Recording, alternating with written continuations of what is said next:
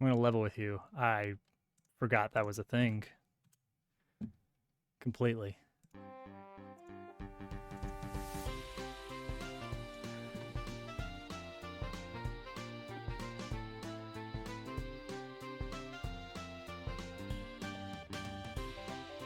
I automated it, so it does that for the week leading up to Halloween, I guess. I guess a little bit more than the week before.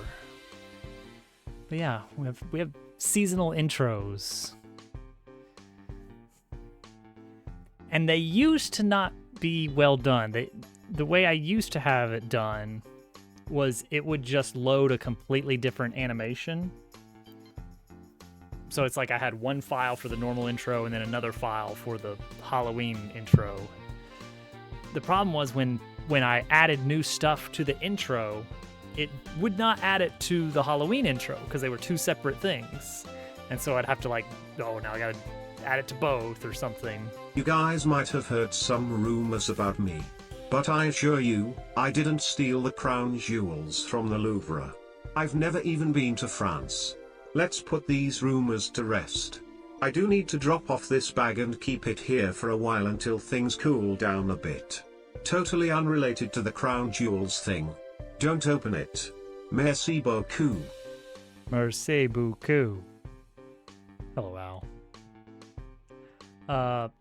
So anyway, last year I redid the code for the animation so that it just swaps between the different images and audio files and a few little holiday tidbits like different colors on certain things, which is, of course, significantly better. I'm realizing we could add some of these just around. Like if I standardized this house a little bit more and made it less of a shop, we could throw another differently colored version of it over here. And that way we could have more houses in town. I think, you know what? I'm going to do that instead of what I was planning on doing. When the game checks the computer's date and clock. It's not out of the question to have it's Halloween only event. Ooh, Calendar Man. Some holiday specific events. I know some games do that, and it's okay. Yeah, but here's the difference. MMOs are meant to be played constantly. You log in every day, and it's not like it's not like there's actually that much content in an MMO. It's you're repeating quests because of, I don't actually know what all goes on at the high level stuff. I imagine you do a quest enough times and you get really good treasure, and that's worth notoriety, and that's it. But those games are meant to be repeatedly played. This genre is not. It's an RPG. You're gonna play through it, you're gonna get to the end of the story. If you really like it, maybe you'll go back and do a challenge run of some kind. Maybe, I don't know what else. However, I do want to have a side mode that will probably be completely detached from the main game. Like it'll be an option when you start a new file. Is do you want to start a regular story playthrough, or are you wanting to do this other mode where we'll track your stats and stuff? I want to do an alternate mode that is more replayable with roguelike elements. Because obviously we need more roguelike elements. Oh, the stairs aren't actually part of... are they? Haha, look at that. There they are. There's the stairs. Yeah, scoot those over.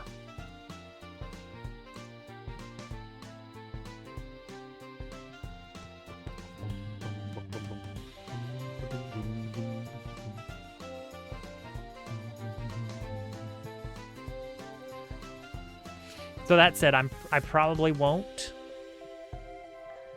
Unless I'm bored and I want to. Yeah, let's add more little houses. I think that could be fun. We're gonna make bird houses, actual bird houses. So what we're gonna do is take Birdtown Shop.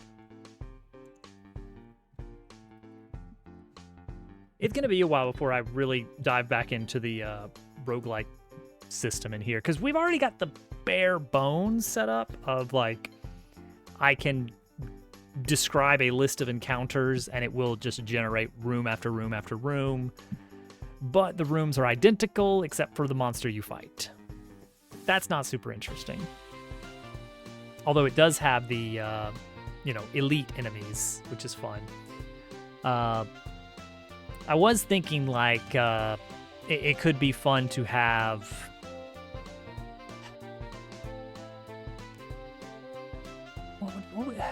how do you describe this? Okay, Hades did it with heat. Dicey Dungeons did it with, I think it's episode 6 of each character, where after a certain amount of play, you tack on additional restraints and rules that affect everything going forward. I don't know what the terminology is for that, but these kind of extra rules in play, such as, here's an example. You get to floor 20, and now you get the choice between you have all enemies have 10% more health, or every combat adds an extra piggle. One extra piggle gets added to every combat.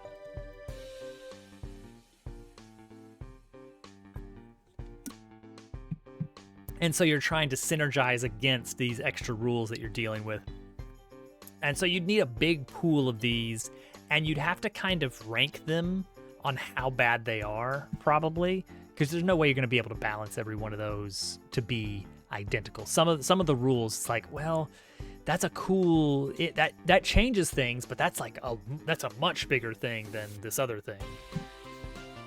So yeah, it'd be something like that. It'd be tricky. So I think what we can do is just replace this with Birdtown House.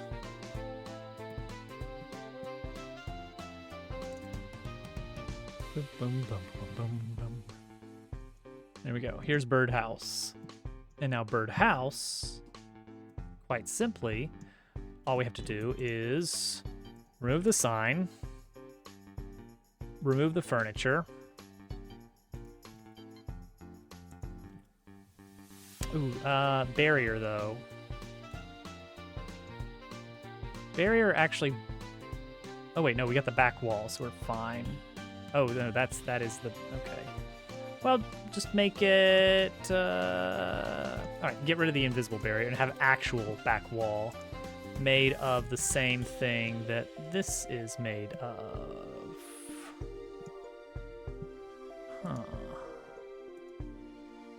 Huh. That's fine. But yeah, back wall. And it does not have holes. Boom. There we go, back wall. Purchase, I mean, obviously we don't want the furniture in here. You probably will bring the back wall up a bit. And actually, you know what? The whole thing. Ooh.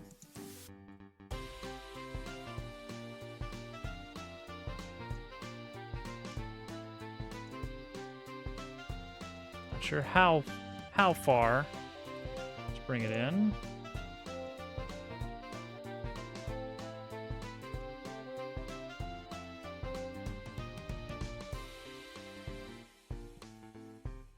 Two, three, four, five.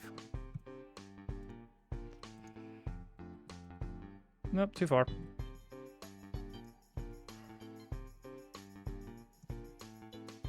Okay,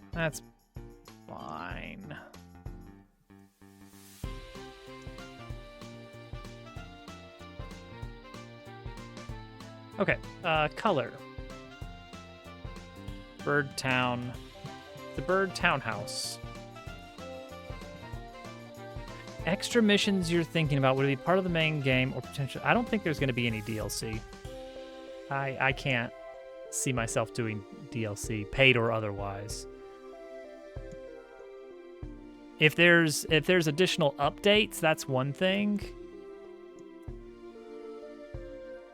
But it's not going to be like a Steam DLC object. It's just like, hey, I thought of some more stuff to add. Enjoy. But ideally, the game releases with all its content. But again, that just kind of depends on how well the game does. That's a lot of it.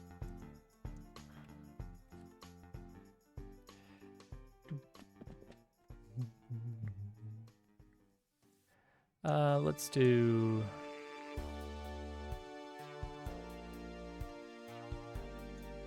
Not that.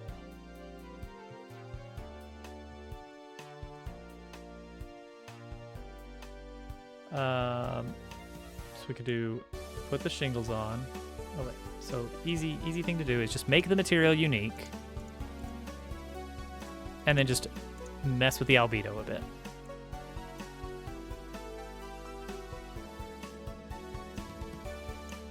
So white gives us a lovely green color. But we can definitely mess with that a bit. That's gonna give us, that's an interesting sort of color there. More of a magenta. Blue becomes purple because the base is red. Hope it tops the charts and makes you millions. I don't know if I want that level of pressure. All right, this material, make unique. And now let's just change it to a different albedo color here. I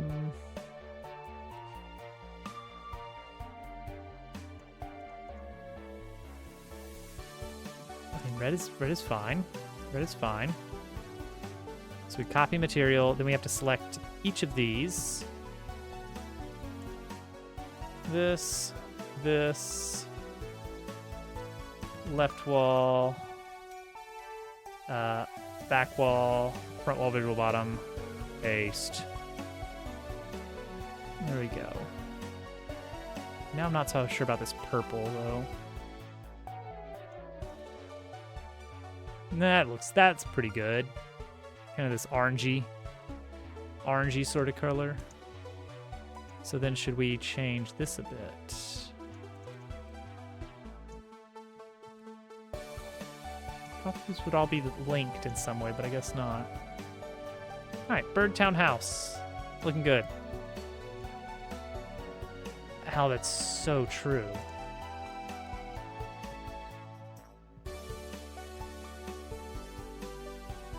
So true.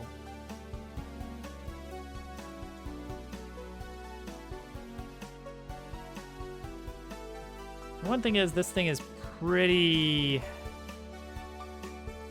wide.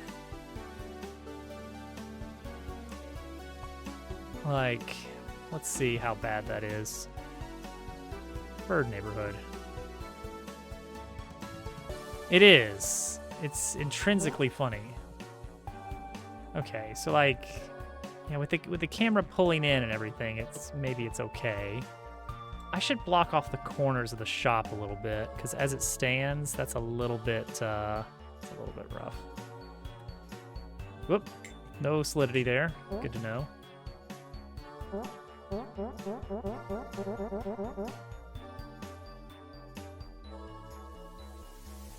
Yeah, maybe we can make it a little bit less wide, because as it stands, that's huge, but maybe that's okay. Maybe it's okay to be absolutely massive, you know? At the end of the day, maybe it's okay. All right, so how does that look over here? If I do like this. See, I think the fact that it kind of goes over the edge maybe is good, actually. Imp, welcome in. Oh, and the tree going in? Is that good? Is that good? Could that be good? If I turn collision on, then that might be kind of neat. Oh, but then that happens. So,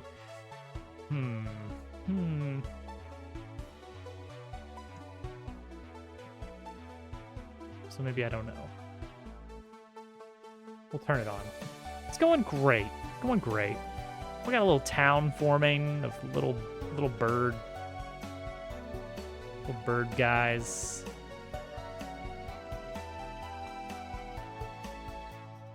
Okay, so that would open up. So right now it does have collision, but you kind of slide off of it. A little bit of leaf back here. We could angle this, actually, now that I think about it. And no one would mind. Well, no, because... So I kind of like that it's on the branch. I think that's funny and neat and very birdhousey.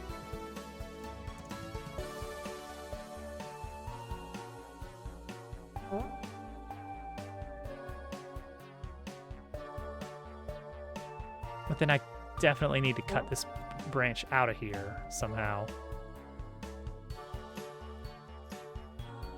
Or something. I don't like how it faces the camera so directly in this setup. This setup is better. Though still not great. I need you to have clear line of travel here.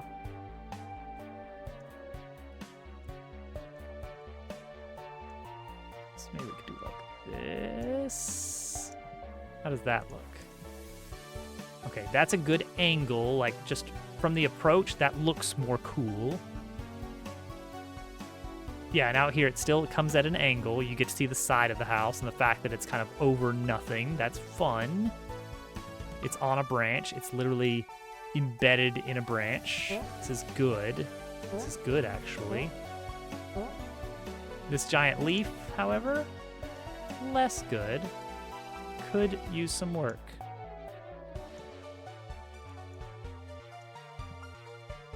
Okay, better. Maybe we can build into this a little bit. Like, throw a bookshelf in there.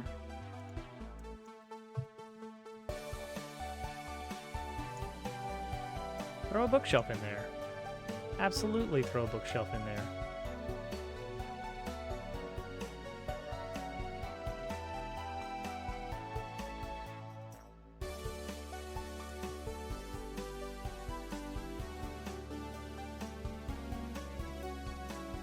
Bit tall, bit tall.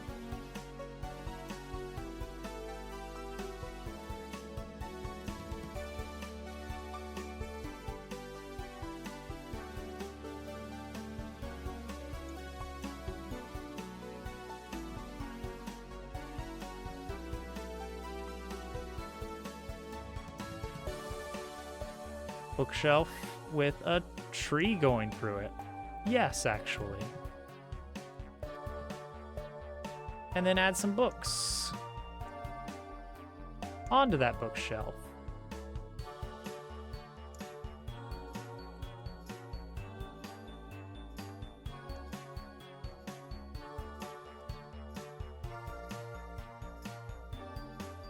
Why not? Who's gonna stop me? Nobody. Haha.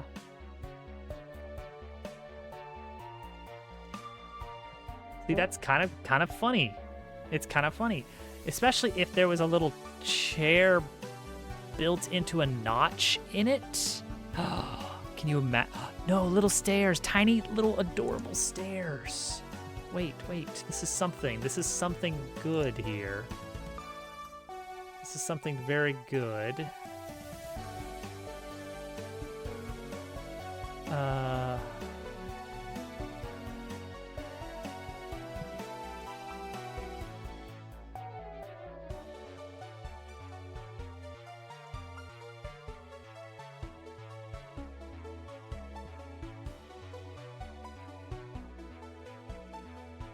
What is even happening here? Okay, that's workable. UV triplanar. Let's try planar, shall we?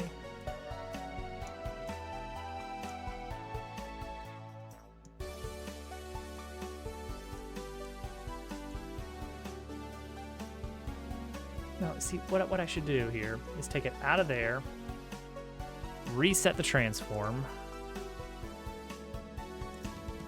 reset the position transform, and then stick it back in there. That's the way to do it. That's the way to do it.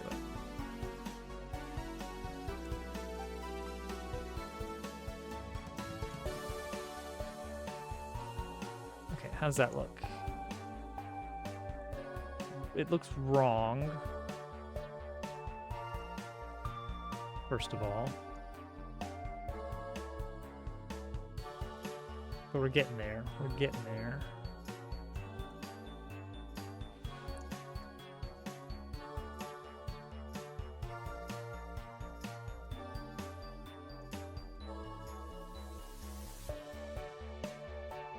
Closer. I don't know what it is about this angle that's making this really obnoxious to work with.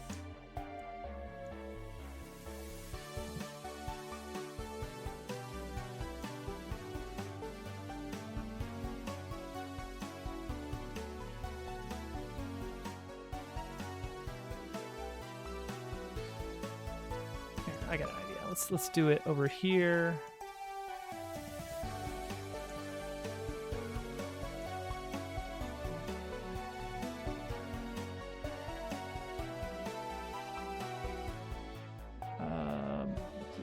Yes, maybe. It's not quite there. Maybe if it does get a little bit notched in the side, then that's good.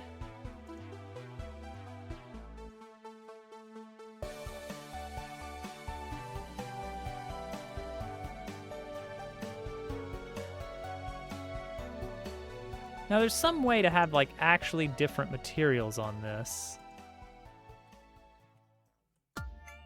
Maybe if I just restart the player.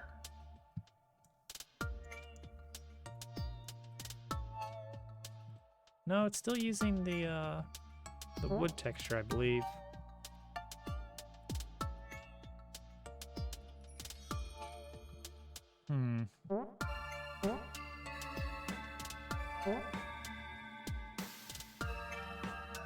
I mean, it's fine-ish.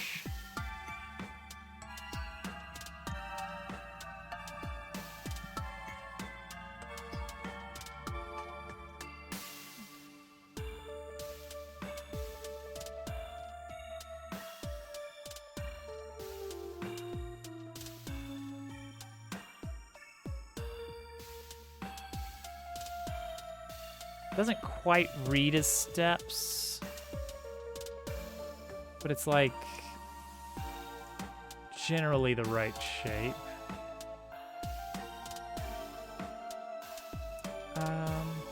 Maybe that's okay. Maybe it'll probably someone will be like, "Oh, that's adorable."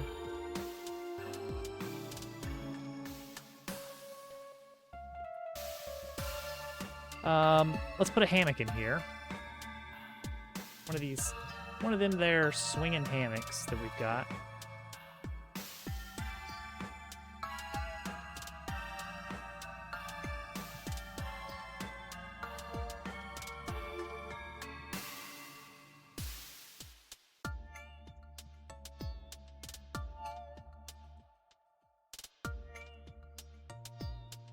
Nice and high up and stuff.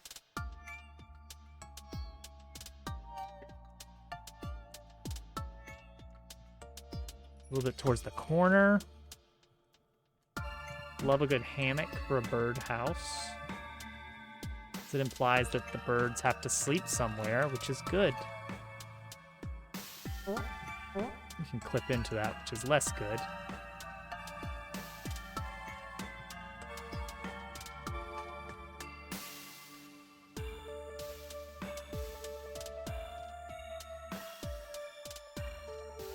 there.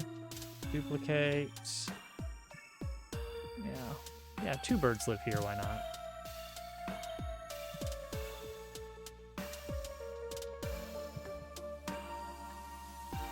Yeah, sure, 2 birds.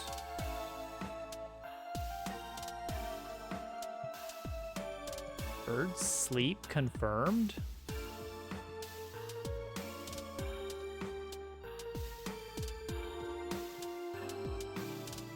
Could it be? Bird sleep?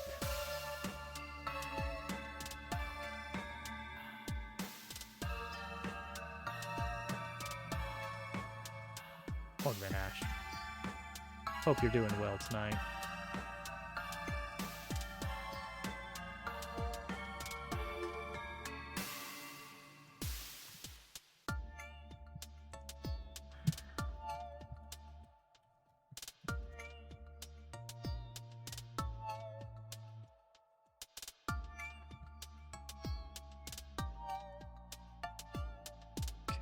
We're going to put all this stuff under one node.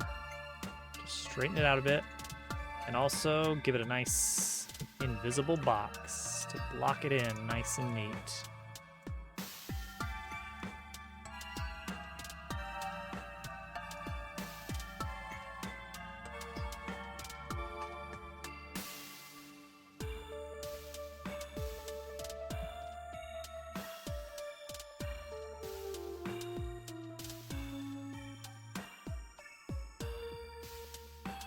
Okay.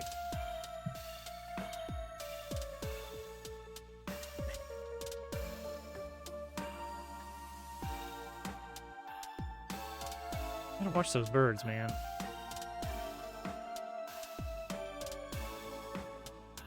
You can still kind of clip into the edge of it here, which I don't love. So let's take that collider and make it a little bit bigger.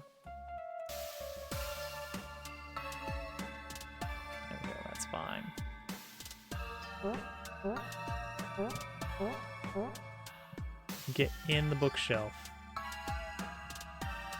Sort of.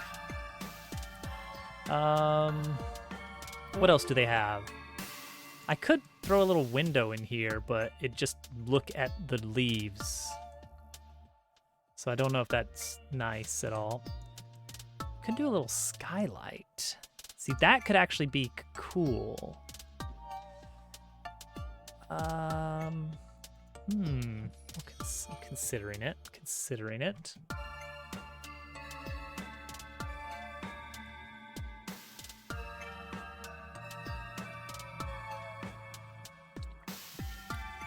Let a little bit more light in here.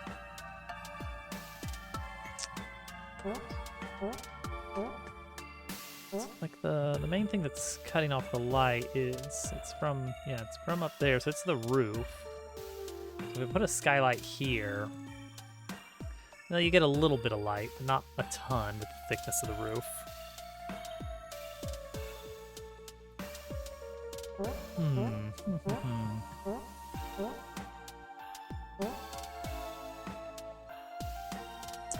Oh, why not? Let's give him a skylight.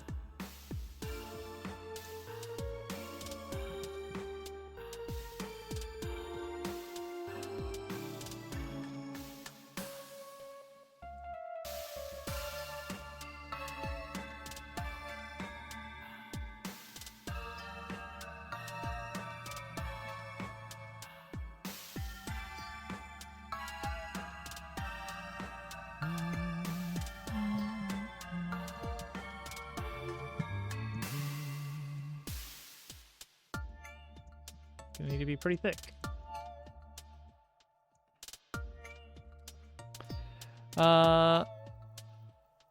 Oh man. Yeah, that's no fun, unfortunately. Well, I hope it is enjoyable regardless. It's always a pleasant time to hear from you. Oh, look at that. Yeah, that's good. That's good. The roof looks really thick as is, though, doesn't it? And we could fix it a bit like that. Thin that out a bit.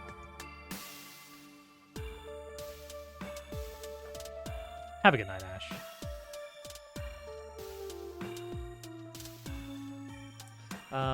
Let's just do a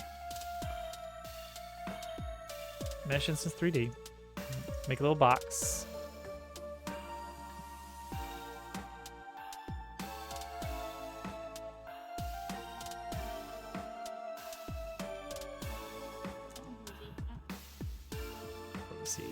Posey. Posey was a bit of a troublemaker today. Believe it or not.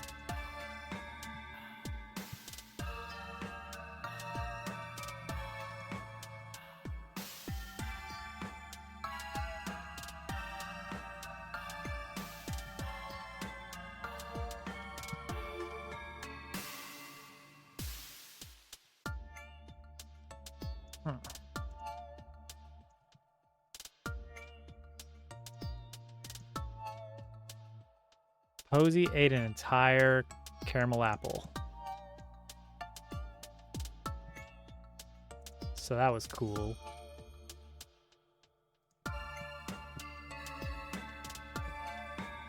We need some kind of texture for this, though.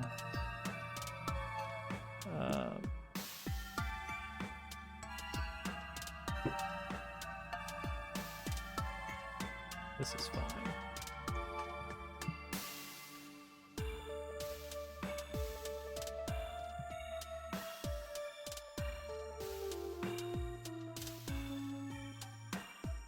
She's definitely eaten worse. She's doing all right. Oh, yeah, this is cute. This is cute. Let's see if we can adjust that thickness a bit.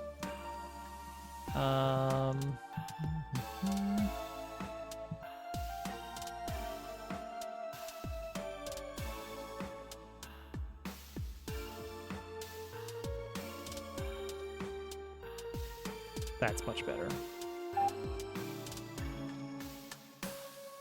That looks really nice there. I like that. It's cute. It's cutesy. Hey, Mr. Mike. Hey, Zap. How are you lighting scenes? Yeah, it's a lot of default Godot stuff. So I keep all of my environment stuff in a single external node here. So all this defines here is a world environment and a directional light. That's it. That's all of it. I'm not doing anything more complex than that for most of these scenes.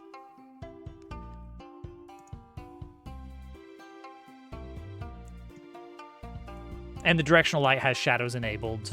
That's it.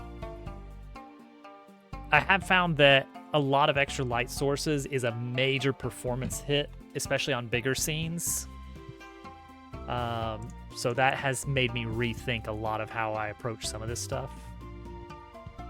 And the result, like, it's very bright, cartoony colors, and that honestly works very nicely for the vibe we're going for with the game. Very much going for that N64/GameCube era art direction. Do I have coding experience before making? Absolutely, yeah. I'm a professional software developer. That's my day job. So, although that said, I've been making games longer than I've been doing programming. Now that I think about it, I guess from the moment I got a hold of something I could program, which was the TI-83 Plus graphing calculator, which I got to use for the first time in maybe 2001 or so. I found out, hey, there's games on this. Hey, people can make games on this. How does that work? And so the TI-83 Plus graphing calculator came with a pretty thick manual, and the entirety of Chapter 16 was devoted to the built-in basic programming language. And I didn't understand half of it, but I could kind of bump my way through, print a message, accept user input, print a new message based on that. And it was terrible code. It was all go-tos.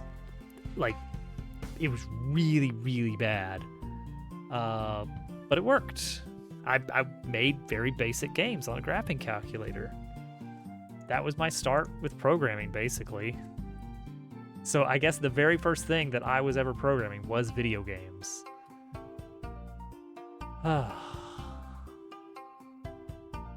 Great machine, graphing calculator, love it. We could put a bird in here. Snake and tunnel. I remember like a fall down sort of game. But okay, there were two major ways that games worked on the graphing calculator. There was a basic programming language, which was human readable.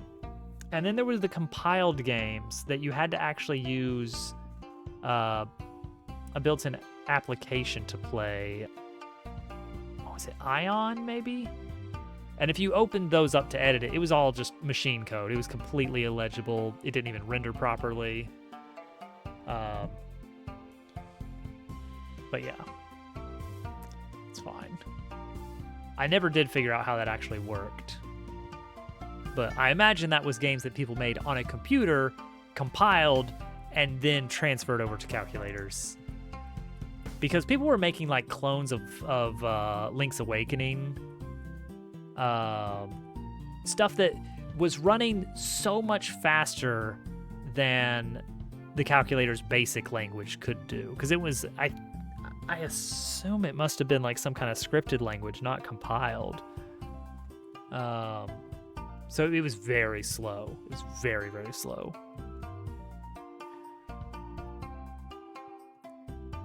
Well, specifically rendering things. You could... You had two major modes of displaying things on the TI-83 Plus. There was the main text mode, which is the kind of the interface you'd be used to if you were just typing in, you know, oh, do 1 + 1, and then it would show you the result. Hey, GQ. How's the Pokemons? Have you escaped Paris? Are you on to Disc 2 yet? We're talking about graphing calculators, so buckle up. The text mode allowed, I want to say, 16 characters across and 8 characters down. Flip the cartridge over. Do it. Trust me. I hear that's how you get Mew out from under the truck. You have to flip the truck over by flipping the cartridge. That Nintendo would do that. If it was actually possible to do that, Nintendo would have done that. They would have included flipping the cartridge over as a game mechanic.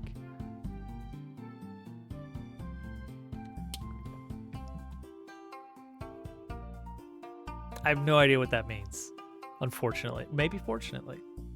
Kojima would do that. He would. So the text mode didn't give you as much to work with, and you'd be stuck with using ASCII characters to draw things, which was fine for some games, and I actually did a few games like that. But then you could do the graphing calculator mode, which was, I want to say 95 by 63 or something, and that was pixel by pixel. So you could tell it to draw a line here, draw a circle there, and so on. The game has lost its soul. To hold the console upside down. Huh.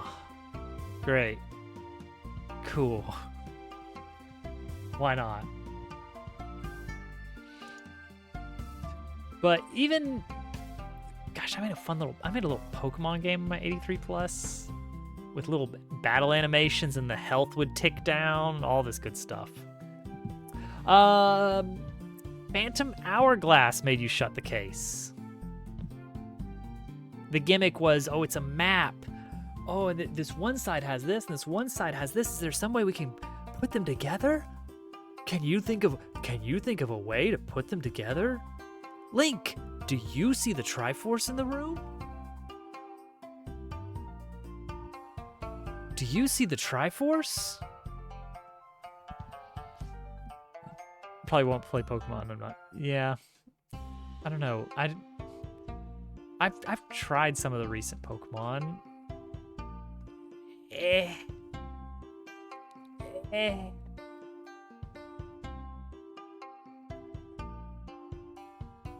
It's like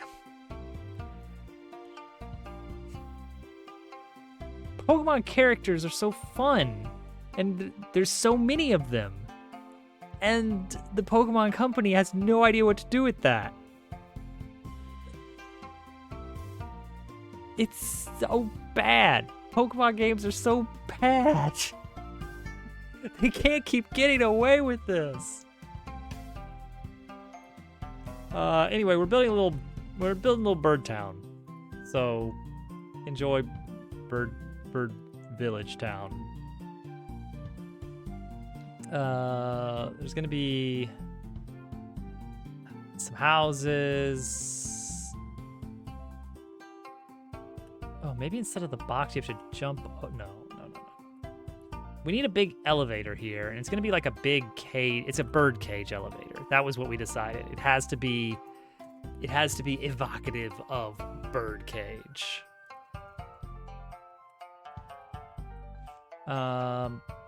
We could make another little house, and it would be cool. There also needs to be an exit to the hang glider zone. Whatever that is gonna be. So probably another rope bridge situation.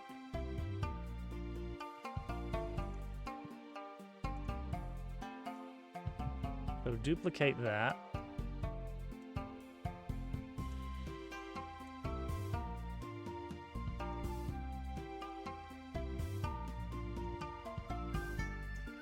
And I don't know, maybe like rotate it, give it a little bit of more uppage than usual.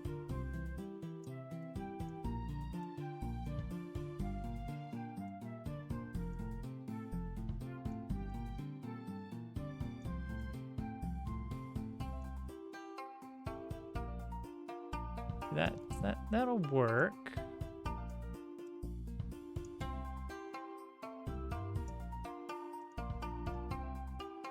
It's like, ooh, where's that going? Ooh, mystery. Mystery. Ooh. And the idea is it'll go to a separate scene. Because as it stands, that's gonna be very visible, right? That cuts off, right? Like, there's no way that's not. Yeah, boom, you can see it right there. Yeah, we could cover that without too much trouble. We can't put anything here because the camera angle is coming from this side. That leaf probably needs to dip out a little bit. Yeah, and this, we want to, oh, perfect. The camera angle is already positioned so that you can just hold right here, and then it'll switch you into auto walk mode to transfer you to the next scene. Good. A little bit of junk here, maybe, just to clutter things a bit. A couple boxes down here would be good. No, a barrel. Give me the barrel. Where is wooden barrel? Where's my good friend, wooden barrel?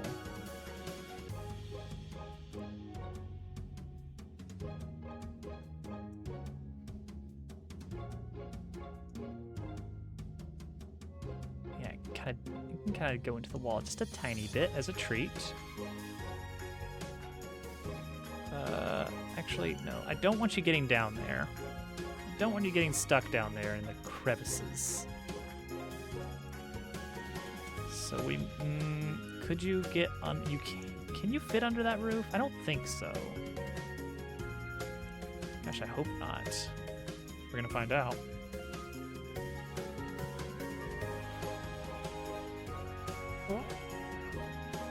Those are definitely clipping into each other.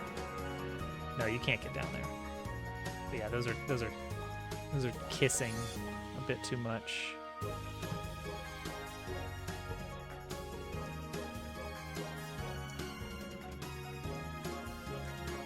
Okay, good.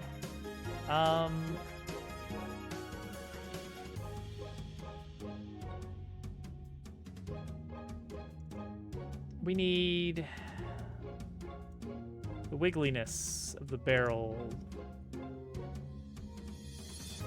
Oh. Did we use the wrong barrel scene? I think we did. This is barrel, but what we actually wanted was barrel scene. So copy this position, delete this barrel, paste this position, and that's a good barrel. It's different, you see. It's a different sort of thing happening with this barrel. Do, do, do, do, do.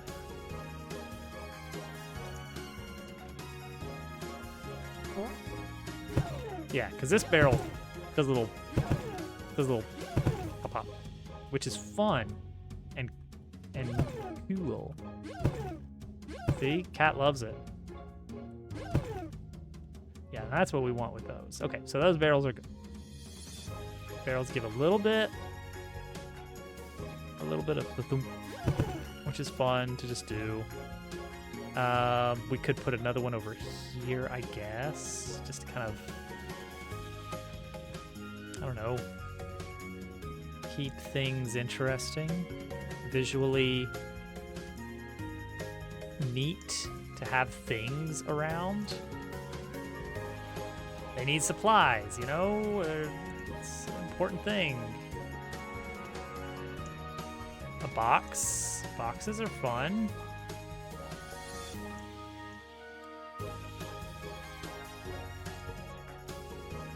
We're mostly just covering up this emptiness here. That's about it.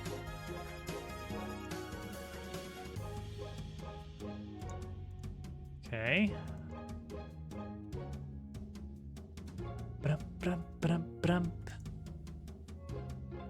This is still pretty blank. Nothing going on here. We'll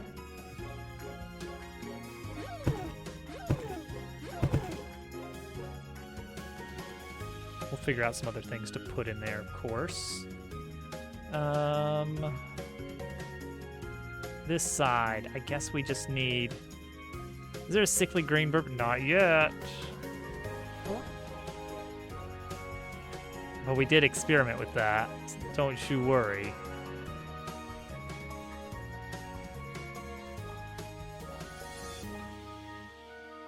Got all kinds of birds hanging out here. None of them are walking yet. Haven't included the walking, patrolling for any of these birds, but they will walk at some point.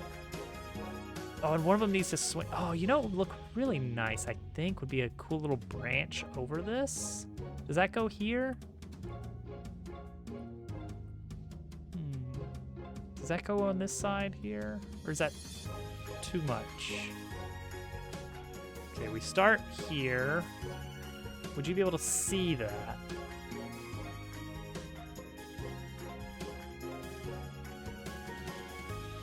Where can a swinging bird be? Swinging bird may have to be over on this side of the build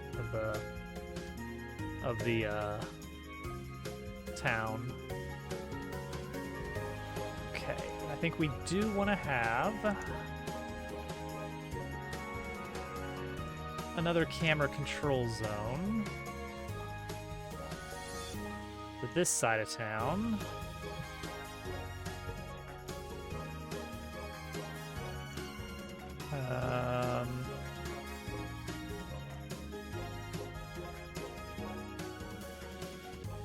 Bigger. Small. Hello. It's the game, the video game that everyone loves.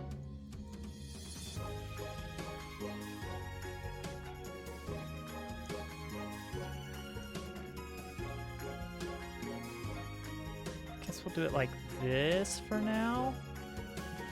And give it negative 30-degree camera rotation. More demo, more demo, more demo. Okay. If there ever ends up being more demo. It's only going to be to demonstrate a side mode where the game has a roguelike variant. Okay, this is better. These leaves are a bit much.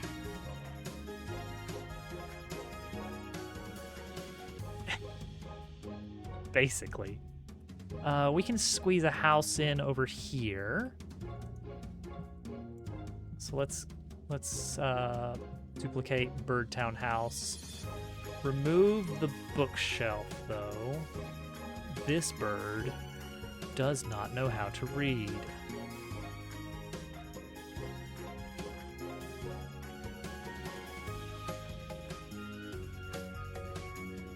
That's a little too close. It's a little too close for comfort here, huh? Hey, yo, hey,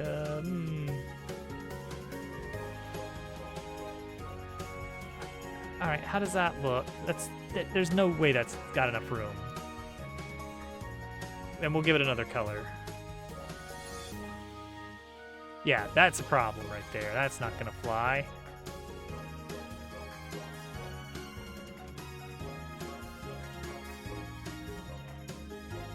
The lighting is not the first to ask about that. This is it, a directional light and a world environment. The directional light just has shadows enabled and everything else is default. This is literally it for this scene. I know.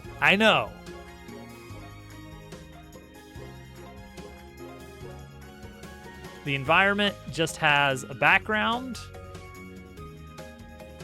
which is a sky, which is a procedural sky, which just has a different color. That's it. That's the entirety of the changes. Well, so to be fair, whenever I encounter weird shadow issues, I just hide them behind something. And that works pretty well. I need to make sure I leave room for the elevator. The elevator is supposed to go right here. So we're going to have to, I don't know, squeeze this in somewhere.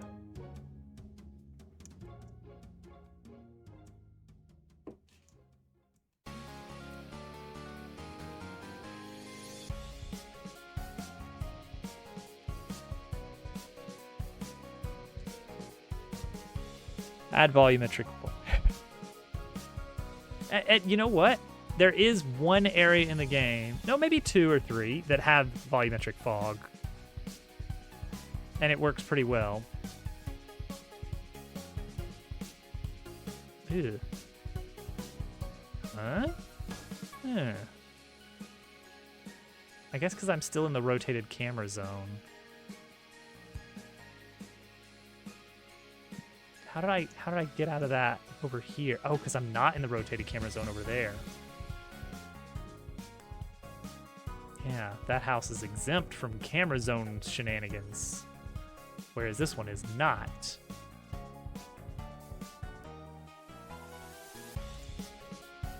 But perhaps with some finagling,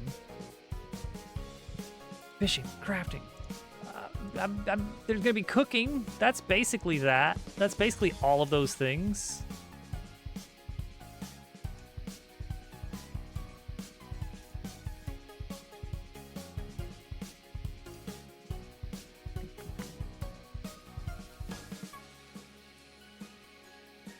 Oh man, MMO TTYD style. Now we're talking. Time hair physics, and no character has hair. Except one. We add one character with hair. All right, there we go. And now we can get inside a tiny little house here, except there's a massive leaf in this house.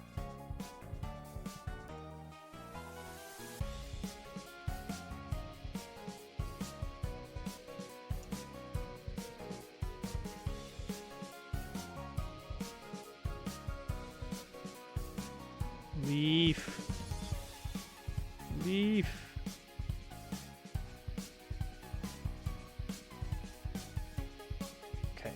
That's better. There's still a bit of limb. Oh, right. I need a cooking zone. That was the other thing I needed to add to the list, is cooking for this region. Also, this house needs to be flipped. Mirrored, even.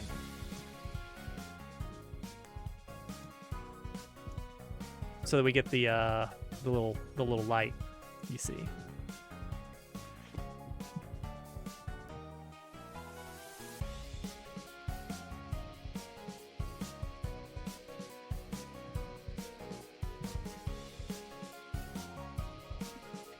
Photorealistic hair. It's just a PNG slapped on.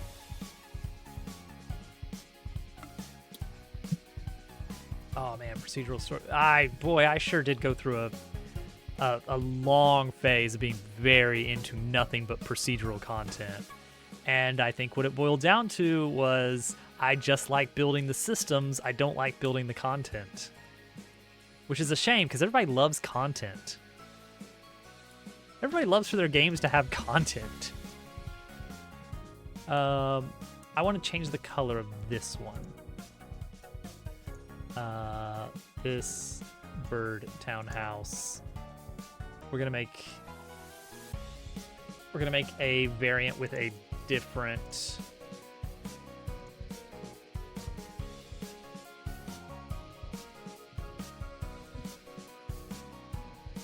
Bird Townhouse 2. Ooh. I just want a different color. Just want a different color house. So, what color is this house?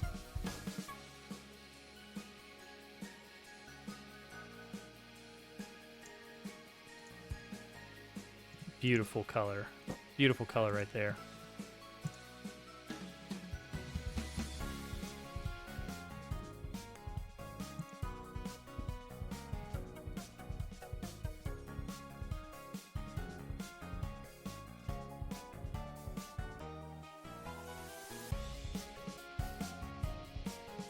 Oh, yeah. Absolutely.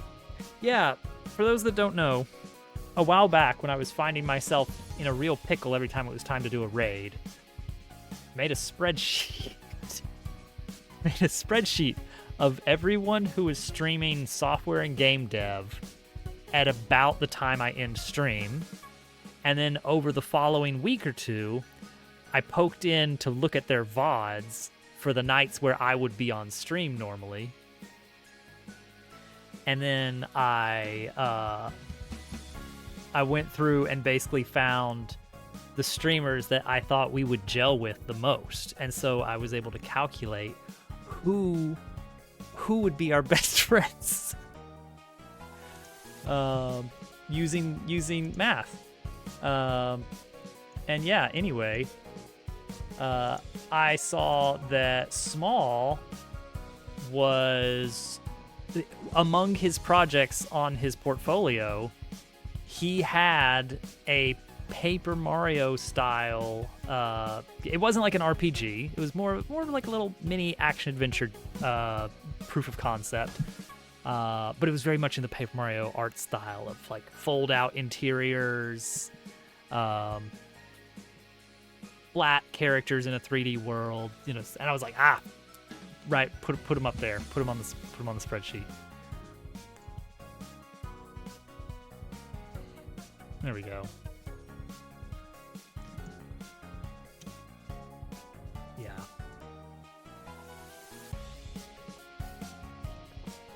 But anyway, oh, that's good. I like the that's got some good squash and even some good stretch. Let's take a look at this here. Hang on. Can I zoom in really big on this so that it's actually visible? Yeah, there we go. There we go. Look at this nice. Look at the nice little boom, boom. You can hear the boom when it does the animation. Oh, see, now that's a good way to deal with. Yeah, you can just walk out anywhere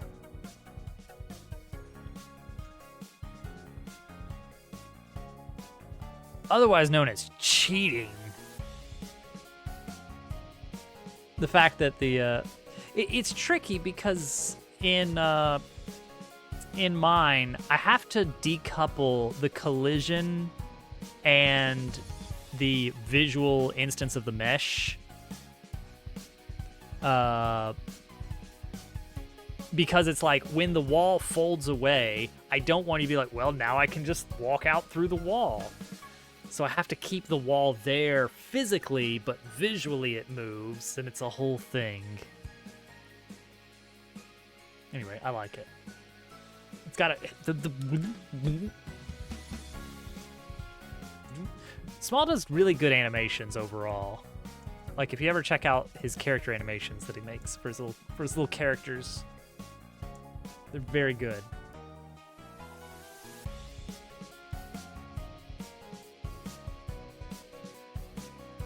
This is how you replace a thing with another thing. You copy. Can you copy the entire transform? You can't. I don't know why I thought that might be a possibility.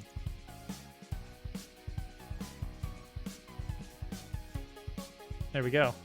And now we have a brand new house available to us. Wait, no, hang on, undo that. I need the beds. Move the beds over.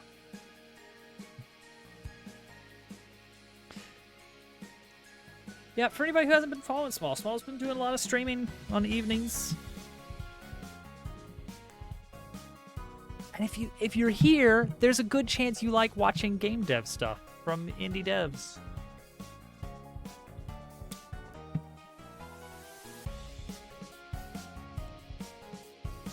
Wow, look at this.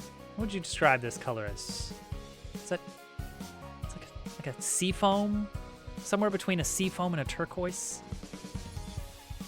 It's almost like a bird beach house. So what goes in this house, then? Oh, right, cooking.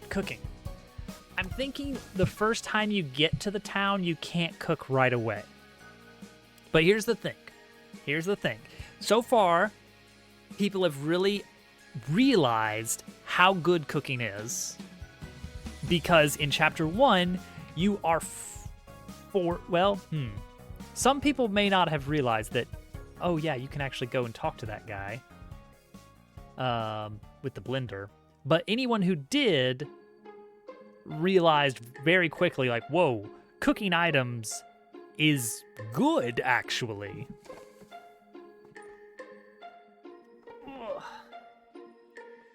I want to do 2D pixel art map to 3D models. Flat colors works great though, honestly. Yeah. Here's what sucked about Thousand Year Door that I am aiming to fix. You get an item, you're out in a dungeon, you get an item, like, nice. I got a couple mushrooms here from some treasure chests. What if I had cooked mushrooms? Boy, that would heal like 50% more health or so. I should go get those cooked. Well, too bad. Because the only place you can go to get it cooked is the hub world. And so you're going to have to go all the way back to the start of the chapter to get back to the hub. And then from the underground hub, you're going to have to go navigate all the way back up to the surface. And oh my gosh, if it's Chapter 3, forget about it. You're not going to do that blimp ride again. That's unheard of. That's ridiculous.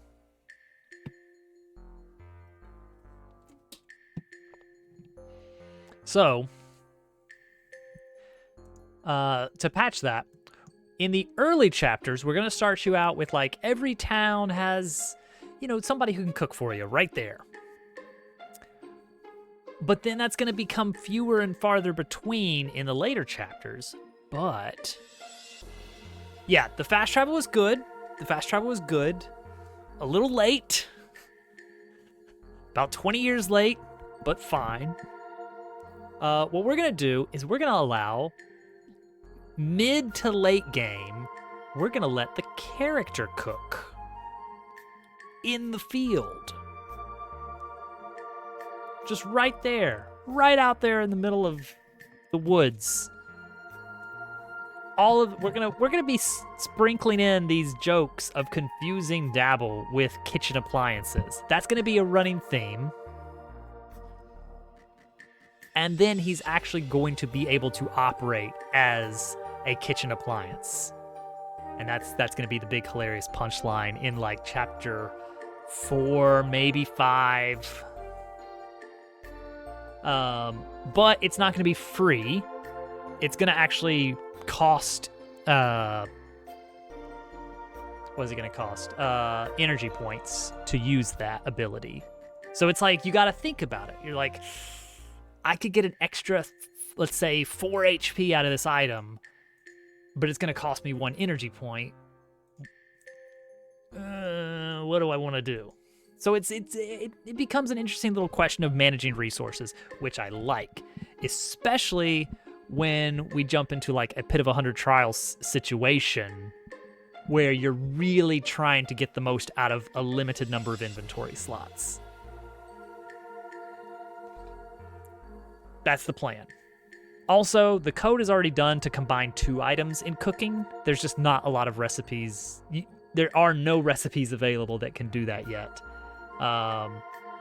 When do you get that ability in Thousand Year Door? It's after chapter 4. Because Creepy Steeple is where you get the cookbook. So that's decidedly middle of the game. You unlock the ability to cook 2 items. So, all that to say, we need a cook for Chapter 2 zone. That's true, and I do want to do that.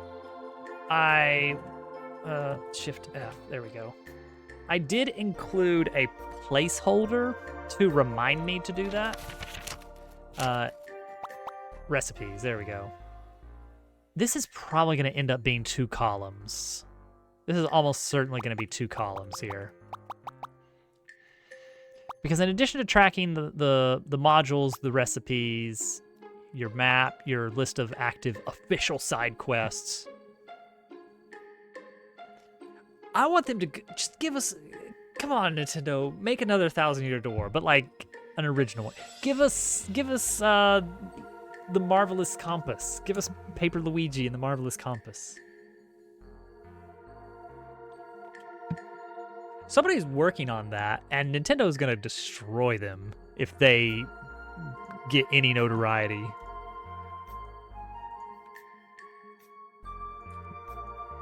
But yeah, I was thinking we would also want a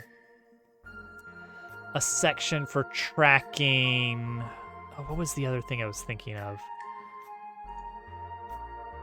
I don't even remember what it was now. But the whole thing is there's going to end up being 2 columns of this, I think.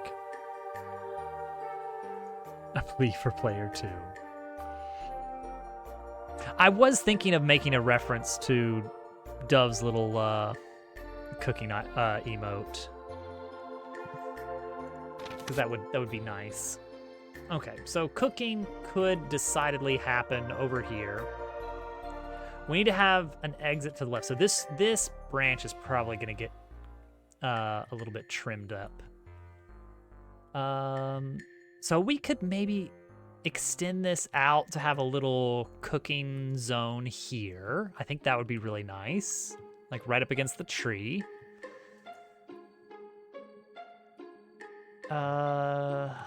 This is the plot advancement right here. The elevator mechanism is stuck. You smack that, boom, you got fast travel. Oh, that is, Bug Fables does that. I probably won't. But I did like what they did with it. Bug Fables had 3 chefs. One in Ant Kingdom, one in Golden Hill Settlement, and one in the desert area underneath the Bee Kingdom's hive. And they each had a unique recipe that I think it's unlocked by a quest from each of them.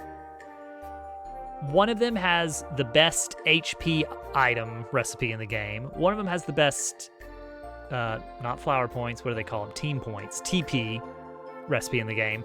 And then the last one, the one in the hub,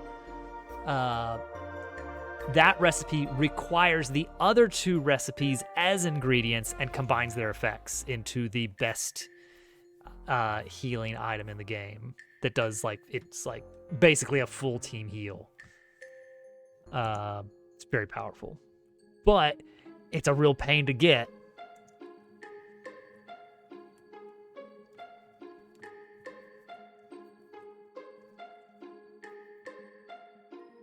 Because you have to go to 3 different cooks and bring all the ingredients for all these various recipes. So it's a little bit of a pain, but it's neat. It's neat, but it really gives you like this extremely powerful item that you either have to spend a ton of time farming them up or never use for fear of I might need it later. They're renewable, but it's going to cost you like 20 minutes of tracking around the entire world to get. Yeah, do a little raised area, kind of like the inn.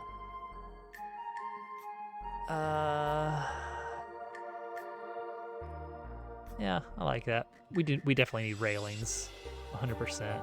I'm not gonna go invisible wall. I'm gonna do both. I'm gonna have invisible walls, but they're gonna be backed up with railings. I think that's reasonable. You're in a town. If it was a platforming area, I'd be like, sure, you're just gonna fall off the cliff, but that's not what we're doing here.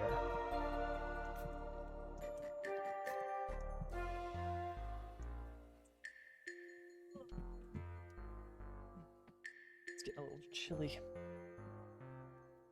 Bug Fables really was amazing. A lot of the stuff I'm doing, I'm kind of using Bug Fables as my gold standard for a lot of the work we're doing on this. Like sometimes I'll be like, oh, that doesn't look great. That's not super professional looking, or oh man, this art is not that good. And then I'll think like, you know what? Bug Fables looked very indie. Like the camera movement, the kind of quirky stuff that the physics would do at some time for a very simple system. It's like, no, this is okay. Bug Fables was a hit. People weren't doing it because of amazing physics and UI design. It was just because this genre is good and it needs more games. That's all there is to it. We are going to make another one of this. Okay, so this is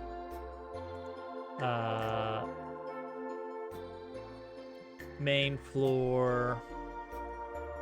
This is in floor. This is right floor. This is left floor.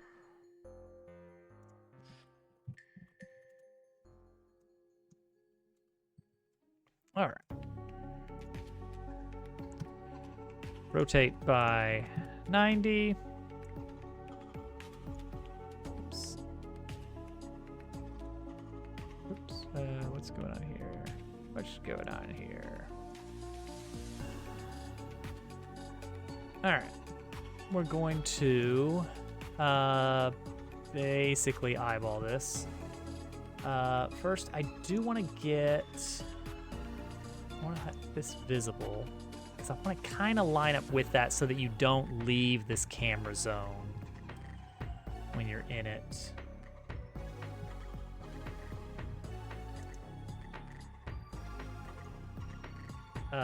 This will be the cook floor. Maybe a big pot of stew and a bird with a chef's hat. I think that's what we're going to wind up with here. Big pot of stew.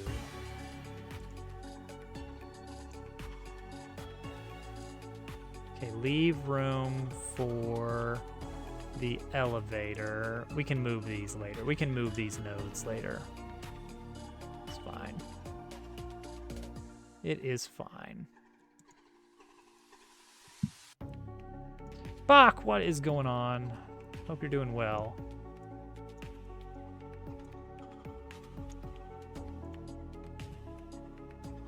That looks all right. And then copy this material. Keep it consistent.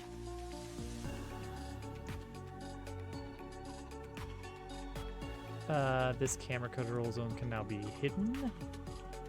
That looks all right. Yeah, this is gonna get trimmed back a bit, and that is fine. Something like that, maybe. We're gonna need some stairs.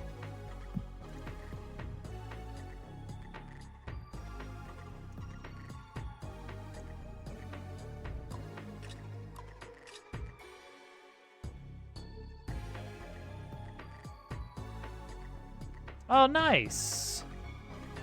Any framework or anything, or just go raw HTML, vanilla JavaScript, you know, roughing it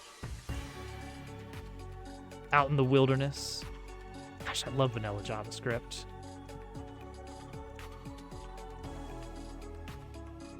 Unreasonably so.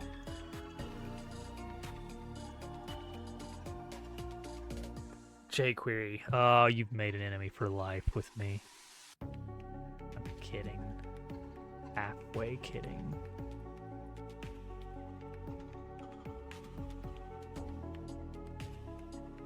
Alright, see that? Yeah. Whoa! I forgot the collision. Haha. Vue.js. Yeah, that's fair. Look, after working in web dev, I just have a lot of hatred towards JavaScript frameworks now. So much of what I do, I'm like, no. If I can do it without a framework, I'm gonna do it without a framework.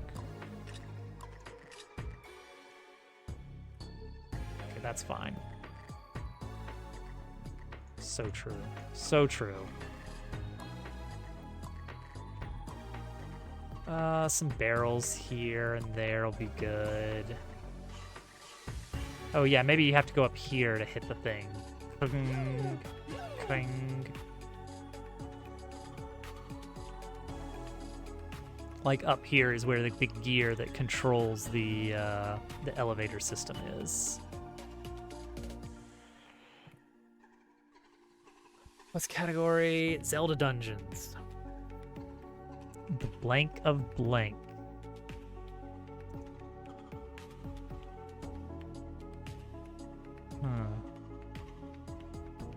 It's on Ubuntu. Okay, yeah. Yeah, it's still fun.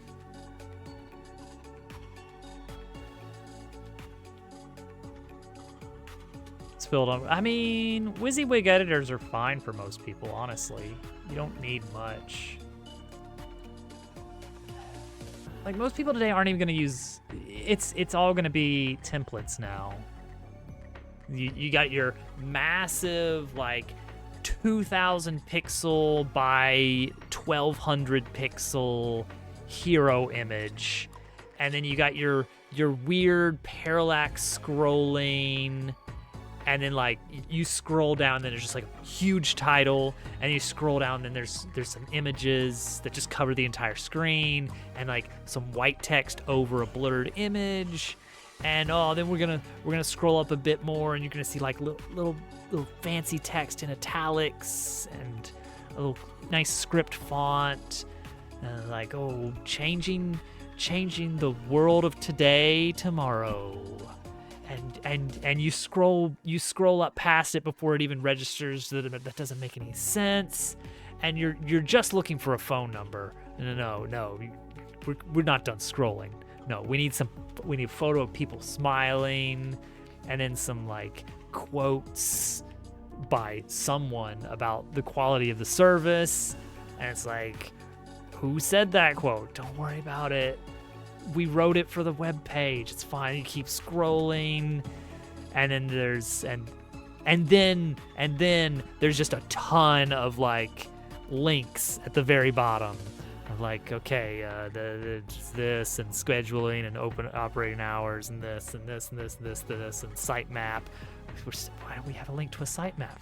You gotta have a link to a sitemap. And then legal information. That's it. Like the content, all the content is right there, squeezed at the bottom of the page after these massive images that your Wi-Fi took like 3 minutes to download anyway. So you better believe you gotta have to wait. You're gonna have to wait because they spend a lot of money on that stock photography.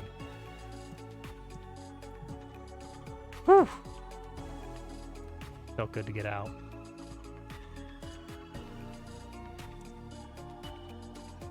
Anyway, corporate development kind of sucks.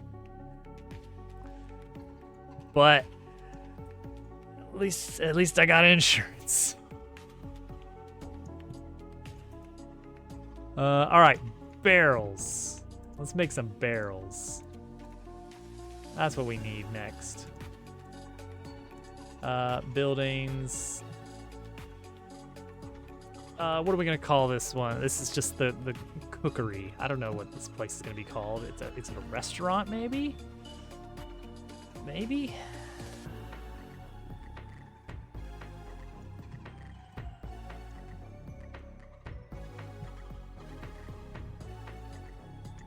Perfect.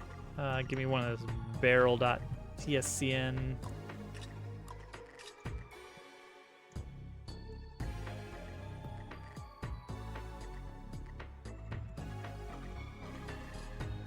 No, agile. No. By agile, I mean we have stand-ups. You must have misunderstood.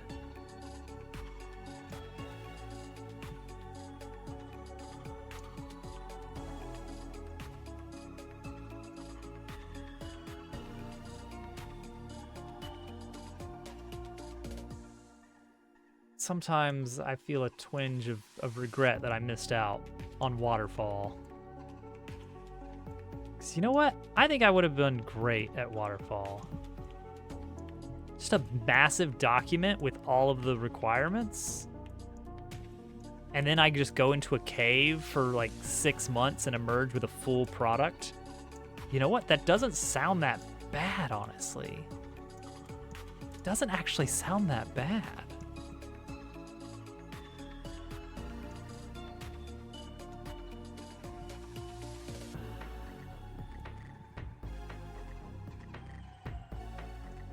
I think what would look cool here is some support sticking out.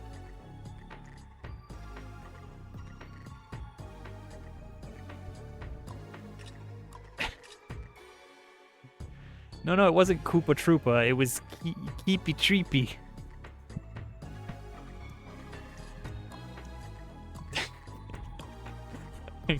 Hang on, I'm kind of cracking myself up with Keepy Treepy. Let's add in a CSG box. The old Keepy Treepy.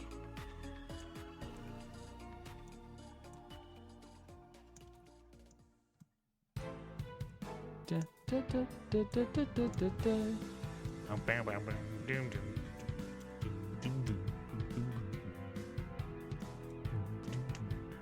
we go. This is gonna look great. We will use collision on this.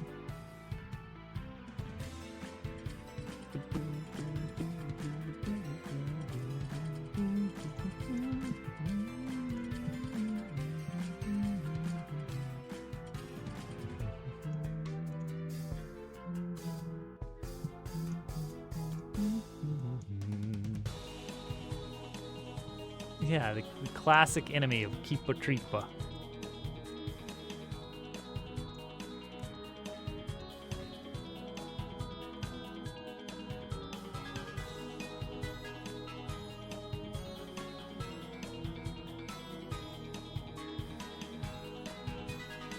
Is that even visible? A little bit. I think that works. I really need to put a temporary shortcut up there. Okay. Yeah. These little supports, that adds a little bit. That adds a little bit of something. Love a good boom. All right. I think that will work. Okay. So, see, this is nice because you get to be nice and close to the tree. Ice rod. Ice rod is fine, actually.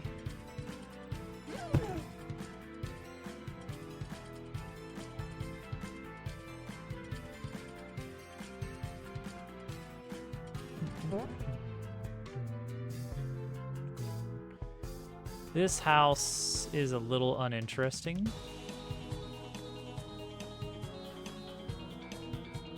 I think exclamation mark points.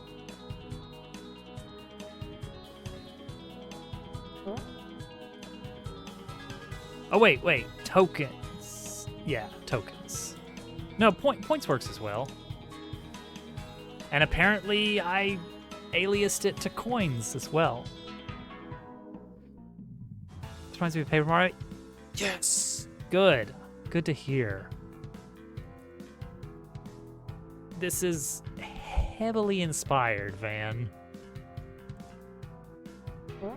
It has been a labor of love for some time. It's coming together. But yeah, it's very Paper Mario. We got about 4 hours of game content so far. Thousand Year Door is one of my favorite video games, and it turns out there's not a lot of games in that genre. You don't need it. You don't need it. We need to decorate this.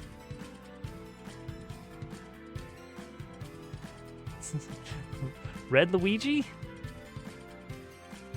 Go. I guess let's work on the elevator next, because that's gonna be... I did. Everything is drawn on my drawing tablet. All the textures, all the characters.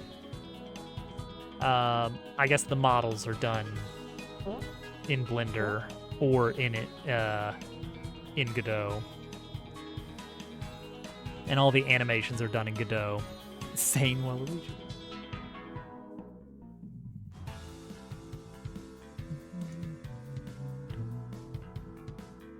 You might not have enough points to kick off a minigame. It costs 100. You've got 70. But this one's on me. Uh-oh. Uh-oh. No. We're not letting it do that. We're not letting it do that.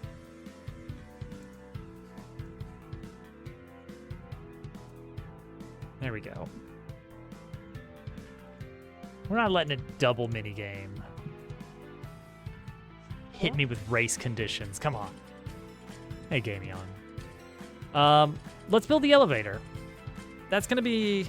I need to figure out if the elevator should be... Oh, there you go. Star Fox. Easy. No problem. I need to figure out if the elevator needs to be required to progress. It's always Earthbound. Or Bomberman.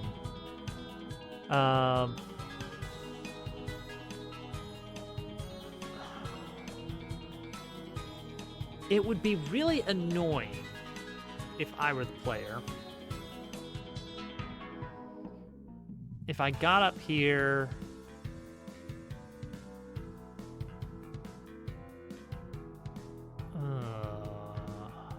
but then... how can I require the elevator without being really contrived? Is there a way to require the player to fix the elevator before Wait, what? How? Okay.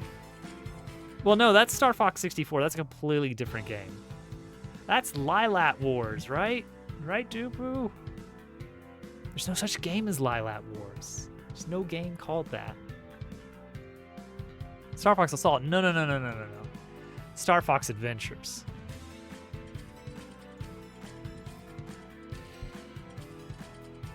What a terrible collectathon. I enjoyed it. I have terrible taste in video games. Okay, so this will be the cooking zone. SNES game, so it can't be Star Fox 64. So get that out of your system right off the bat. Okay, to progress. Yeah, what's that, Murphy?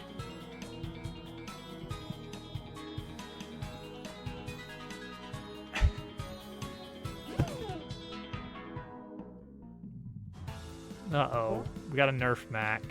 You've memorized them all now. You've memorized them all, Mac. Okay, so the chapter 1 is, there's some stuff that happens that I'm not going to get into because I don't want to just outright spoil everything that happens in chapter 2. Then you get to the tree, but you can't get up immediately. You have to progress a little bit farther. You come back. You can't take the elevator up. You gotta take the long way up. He did just stream Joe and Mac. That's so true. Yeah, I play Quest 64, and I just think to myself, this is modern. This is an art. This is a piece of art here. Then you get up here, and the next step is you're supposed to get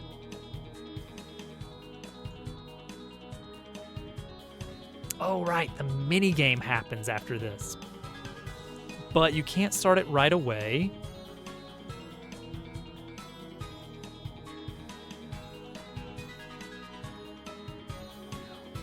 What if you pass the broken elevator on the way?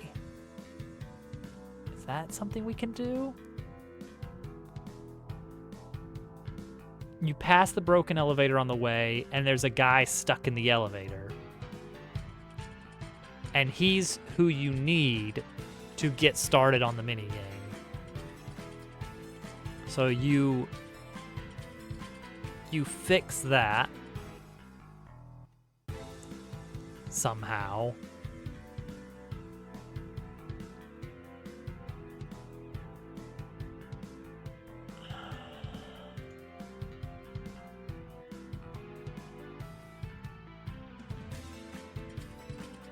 Okay, yeah, this could work. This could work.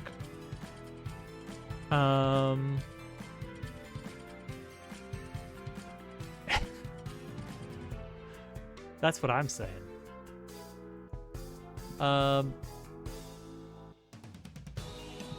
Let's see here. So what is the how do we press on from here? The mini game is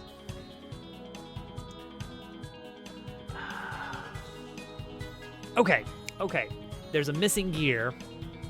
Gosh, we're just gonna keep using that. That's gonna be our ongoing problem of this game. Every character in the game. Well, we'd love to help you, but this machine is missing a gear. Better go find that gear. No, you can't use another identical gear. Go find this specific one. That would give us at least a little bit of a reason to go out and do a little bit of something or other. So you get here, broken elevator control is missing a piece. And you gotta get it back. Then you return. And that way, the guy you need is able to get up to the town and then jump over. He can run off to this area, which is where he is hosting the mini game that will get you to the mid-boss fight of the chapter.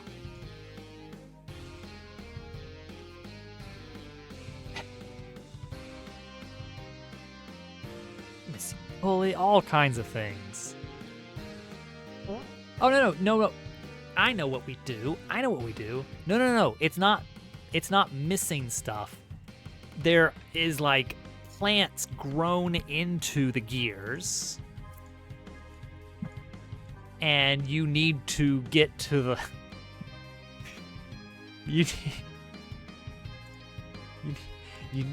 need to get to the root of the problem. You see. So there's an overarching theme in Chapter 2 of these plants that have... Your main classification of enemy in Chapter 2 is going to be plant-based. But they're weird. They're not entirely organic. They seem to somehow be integrating with the machinery at the power plant. And so you get these weird amalgamations of plant and machine that you're fighting throughout Chapter 2. And I have some fun ideas of how to work with that. Powered plants.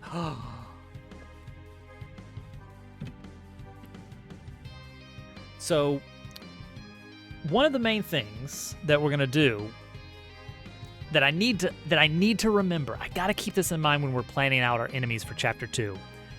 The partner you get in Chapter 2, his main gimmick is that he can always attack the first enemy, regardless of whether the enemy is grounded or in the air.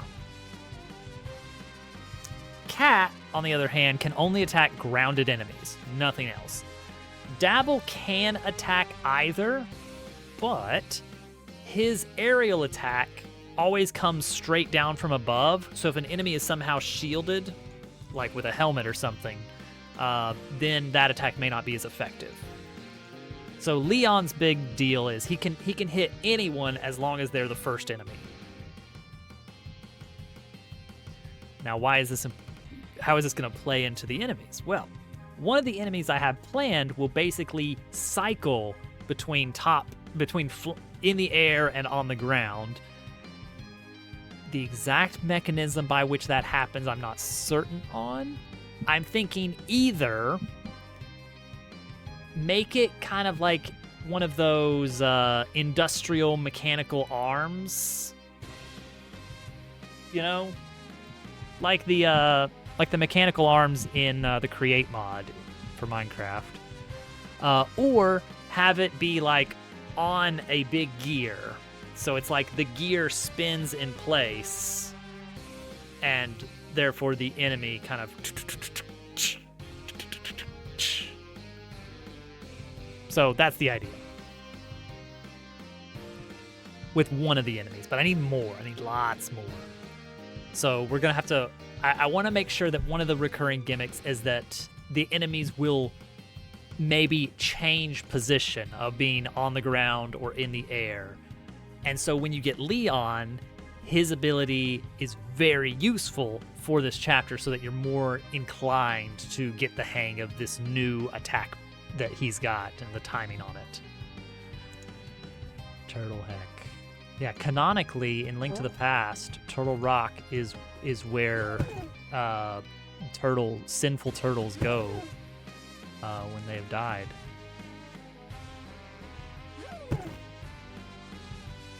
Okay, so the elevator will be working, but jammed up.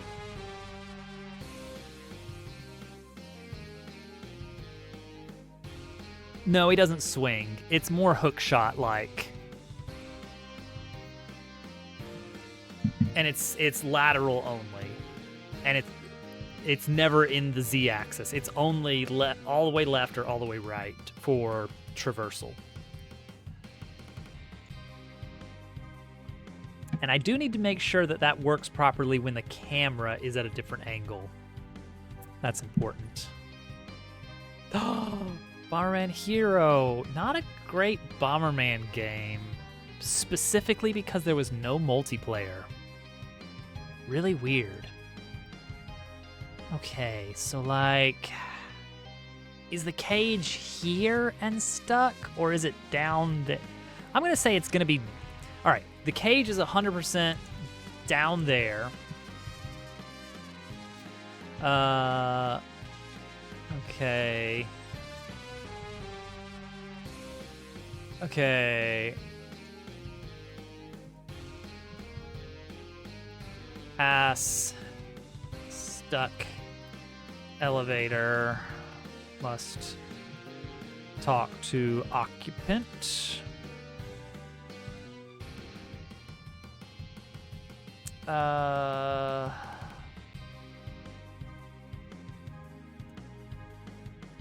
Have to remove plants that are rooted in elevator mechanism.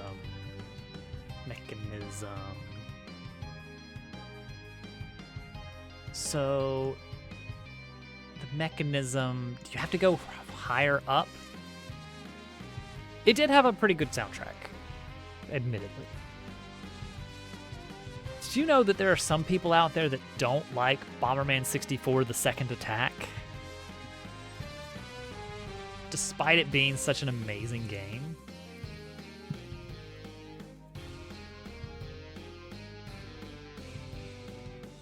Or Bomberman 64: The First Attack.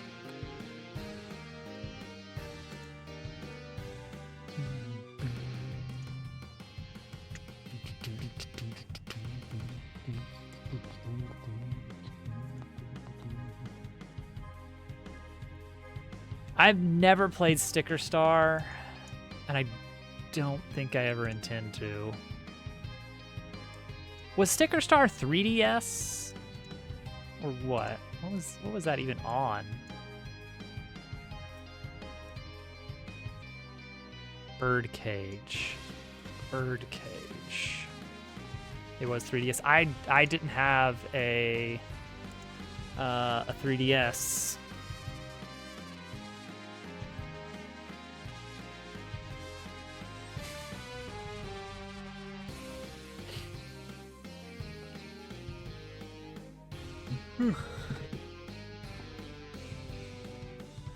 Man, I was so excited when Origami King was announced. I was like, oh, maybe I can get my hopes up.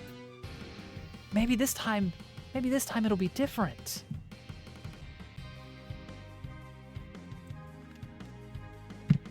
Ah, we were so close to a good game.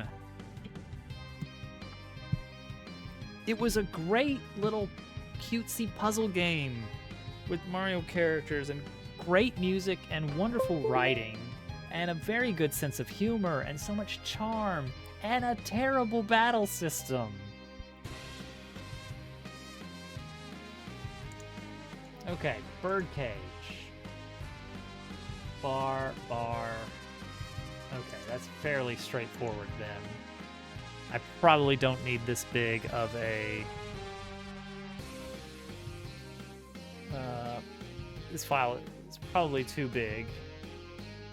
Width of like 40, honestly. 40 by 100? Sure.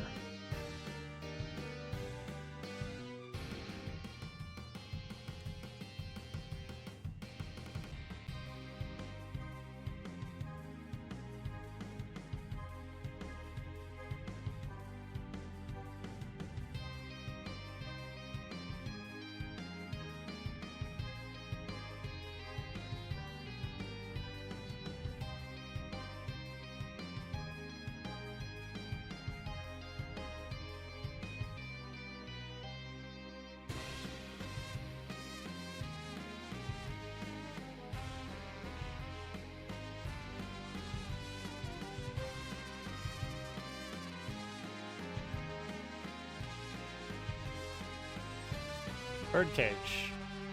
That's literally it, isn't it?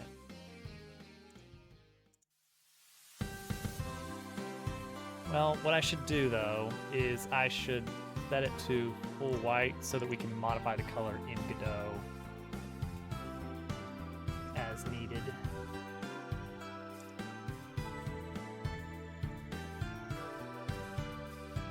Feel bad about breaking out the tablet for such a simple image.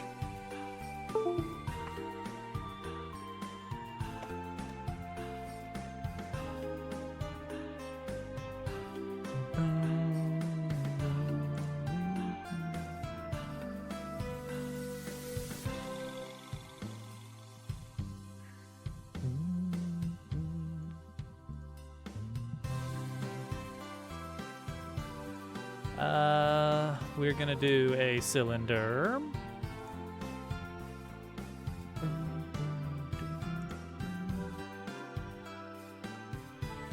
Birdtown, Birdtown. Art, texturing.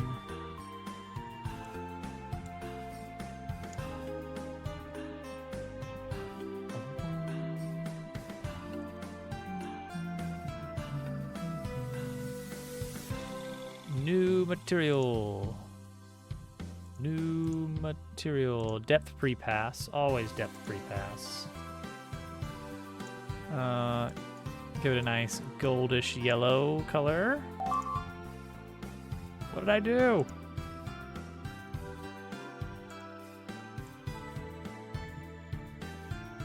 Now what's the deal with this here? Why is it the way it is? I don't actually want to do triplanar. I was just curious as to why this is mapped this way. What is happening here on this side?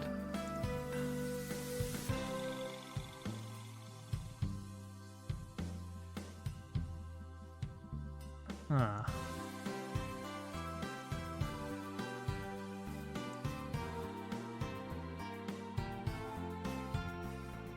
How big does it need to be? Also, can you uncap a CSG? No, you can't. So we're gonna have to do like a mesh, some kind of mesh. We'll still need the CSG for solidity, but that's fine. Do a mesh instance 3D cylinder, and that way we can tell it that we don't need the caps.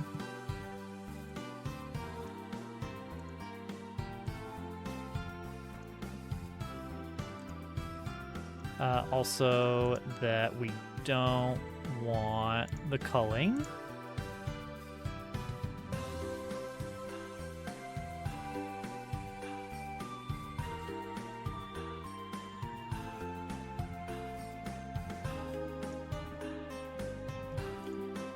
How big? How big?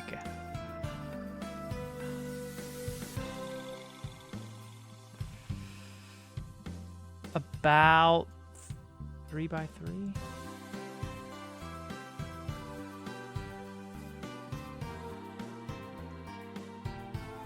And the height probably also should be 3.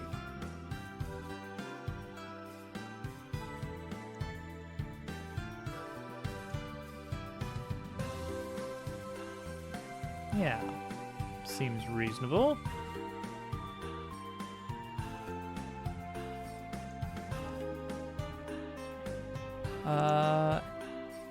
And then we need a hemisphere. Now this might be a good call for CSG.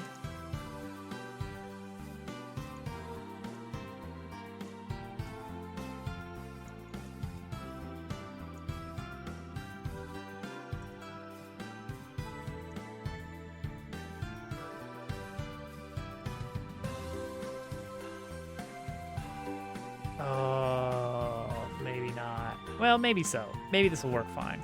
Maybe this will work great, actually. I don't know.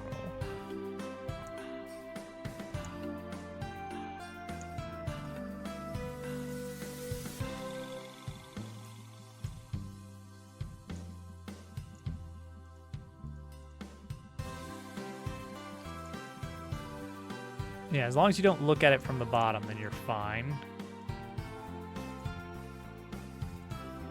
Tetrasphere. I think I did play Tetrasphere, and it was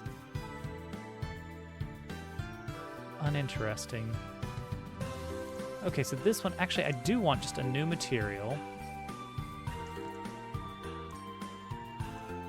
And I want it to be... I want it to be non-present.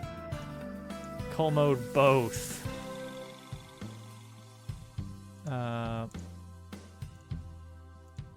just do albedo transparent, right?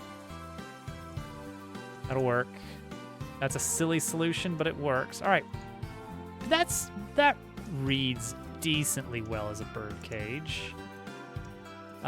It needs some kind of little ornate such and such at the top, right?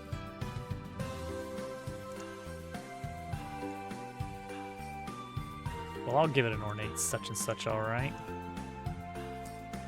We're gonna do spin mode here.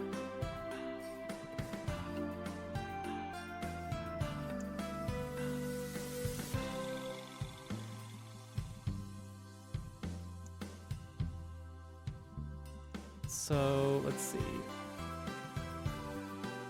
So what can this look like here? Do we want it to look like anything? I don't actually know.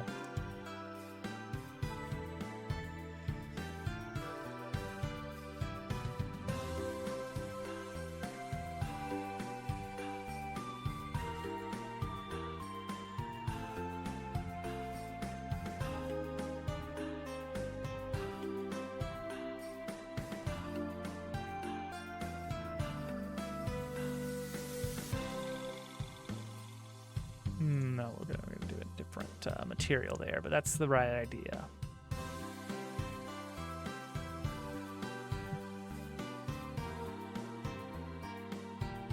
There we go. Spin sides. 16. Oh yeah, beautiful. Smooth faces. Oh, actually, you know what? 8, and then we don't even need smooth faces. I don't want smooth faces. I changed my mind. Changed my mind on it.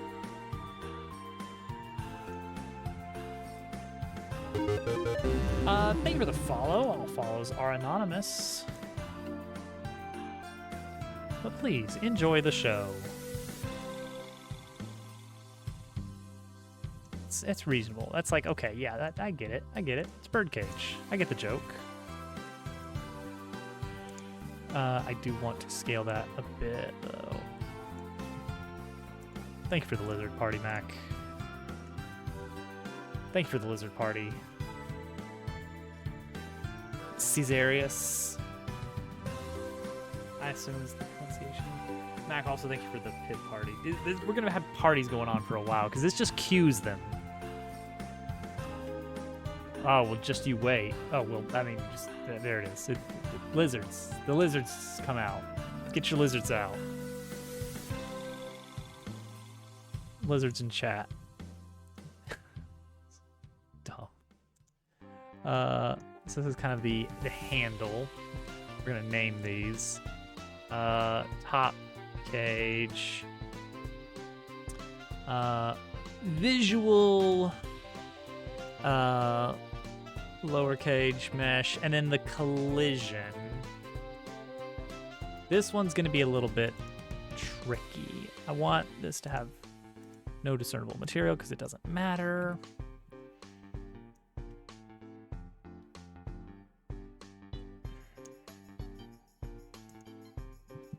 Okay, so there's that. Gosh, there's so many lizards. Why are there so many lizards here? Up to my eyeballs.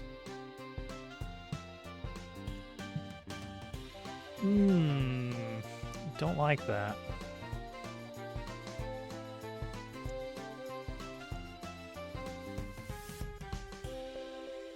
Okay, right there.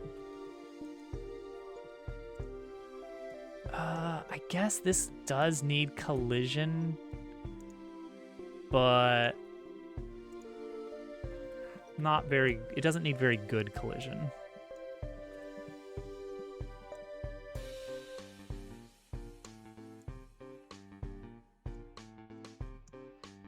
Okay, so there's the exterior collision, but here's the trick. You're allowed to go inside. So we're gonna do something very cursed. Boolean logic. Ooh, happy Halloween.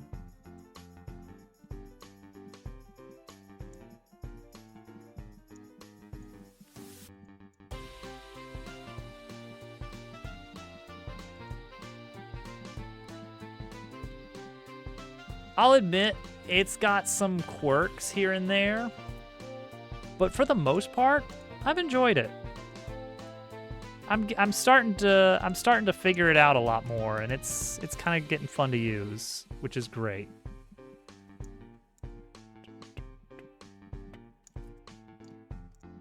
Okay, there we go.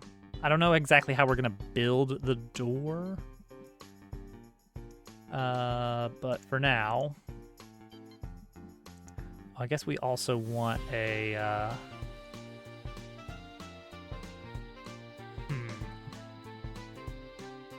guess we also want a floor.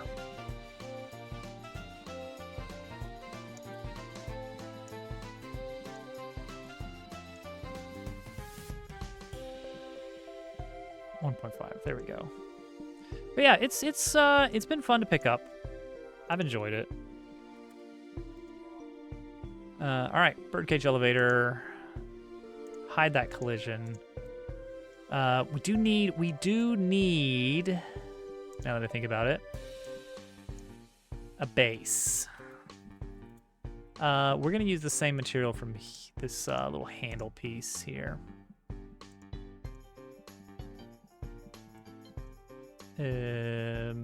Which definitely had a material assigned to it, I'm pretty sure. There it is.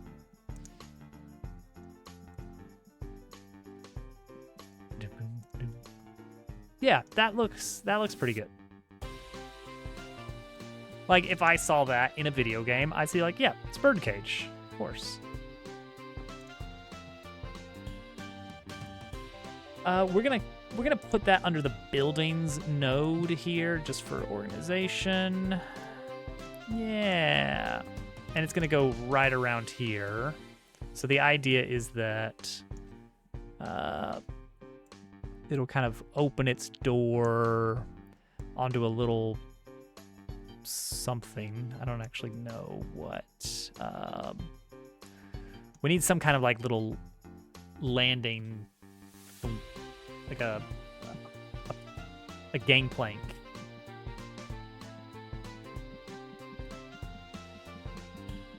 That's a good point, PK. Where did I source this list of games from? I want to say Wikipedia. I don't know about a drawbridge. I don't know exactly how it would pop out. It's like one option is to have something like a curved bit of solidity that's perfectly, perfectly lines up with it. Or we just kind of have it close enough that when it comes out, it's like, yeah, it's fine. You just walk out and you're good.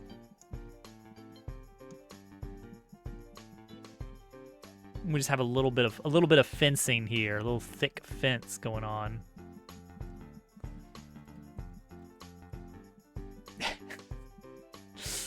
Medieval themed dog nights, huh?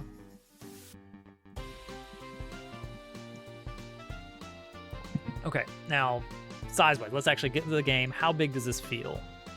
Oh, you know what? That looks about perfect for. Just take a quick look and see about turning collision on there. Also,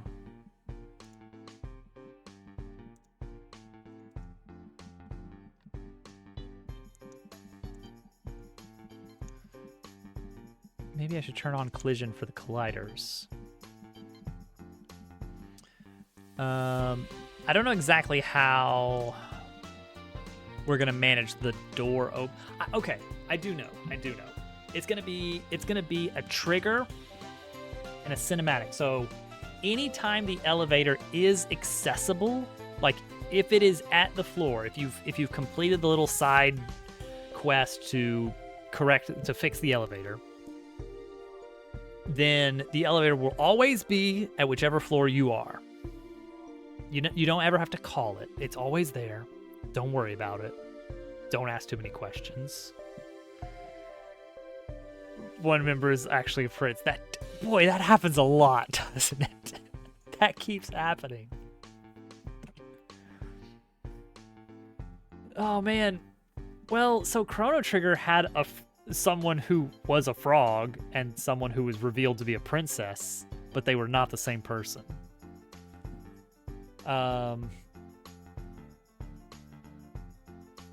Well, hang on. Actually,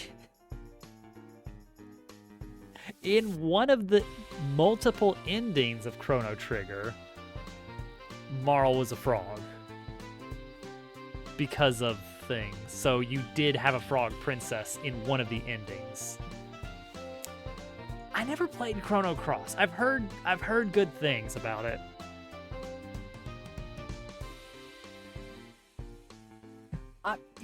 Okay, so on the topic of Chrono Trigger, I wish Chrono Trigger did more with the battle system it had, wherein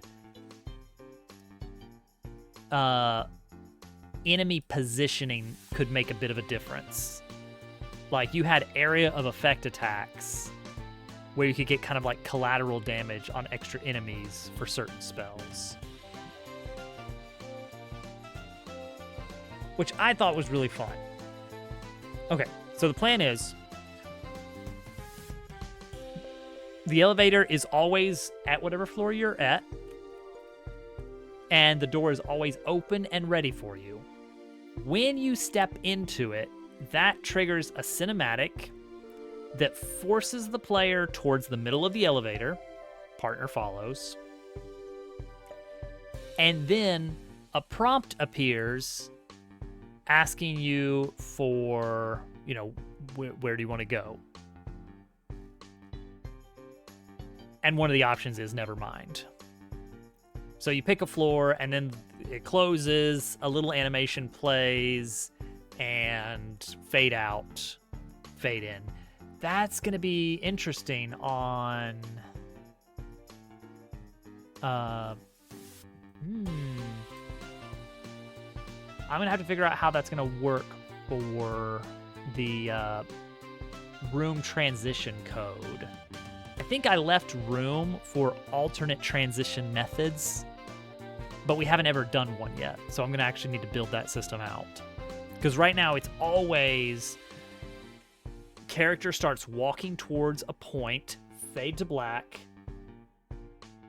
load in new scene, set player position, set player moving towards a new point, fade in while the player is walking into the screen, and that's it.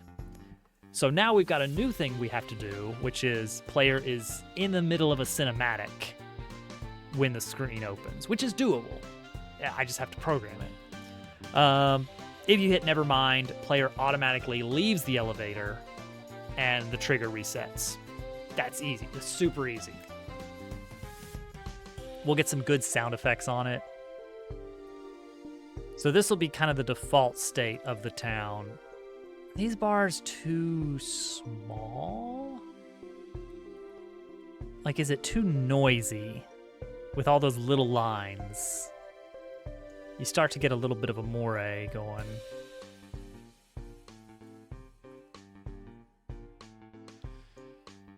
Would it look better? Would it look better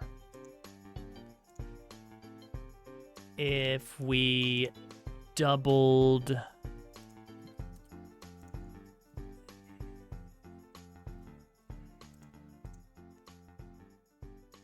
I mean, it's okay. I guess it's the shadows mostly that are weirding me out. But I think I'm okay with it. Let's go back to the regular one. I think it's fine. Oh, that is interesting, yeah.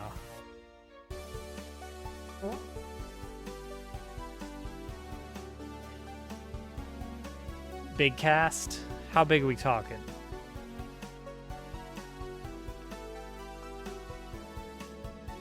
Do I need to get a little table in here? I don't know.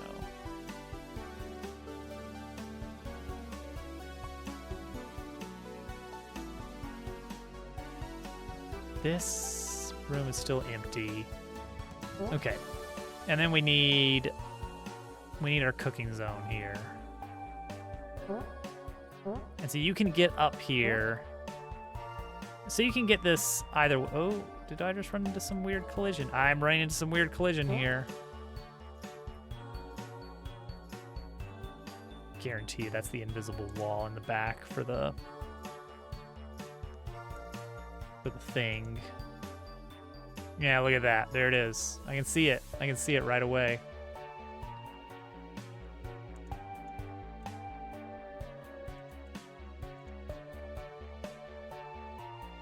Oh, man.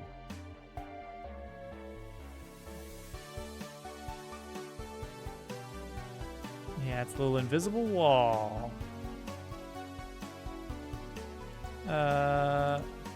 It's gotta be this one, right? Yeah.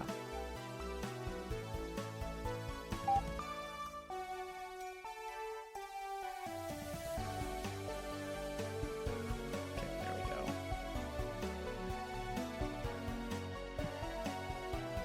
Much better. 19 joint, 45 recruitable. That's...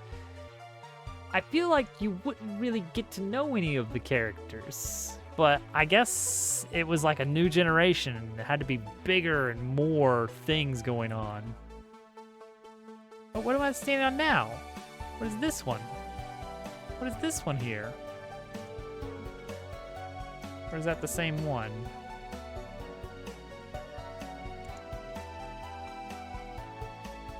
Let me see if I'm just landing on the same thing. I didn't really get much RPG exposure after the Super Nintendo era.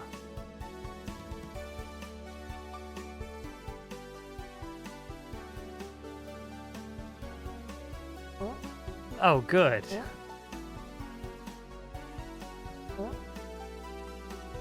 Alright, am I tripping on something here? Are we good now? This is better. Everything's nice and smooth on the roof. No invisible walls. Man, that's intense. Not again. Okay. Well, we need to put a quicker... No, well, yes, I do need to put a quicker reset. But also, we just need to make sure you can't really fall off here. That would be a little silly. Oh, right. One of these houses... No, we're good. We're good. Okay, so you get here, and you're not going to see the elevator. The elevator's not going to be here. It's going to be stuck further down. There's going to be a little passageway here, I think, like in the tree that lets you go up to the controls. Why not? Why not? And it does a little spiral up.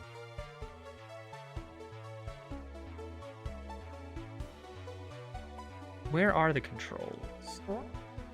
Are the controls right here, maybe? Or over here? Like, is it a pulley system, perhaps? Still solid. Oh, that's solid.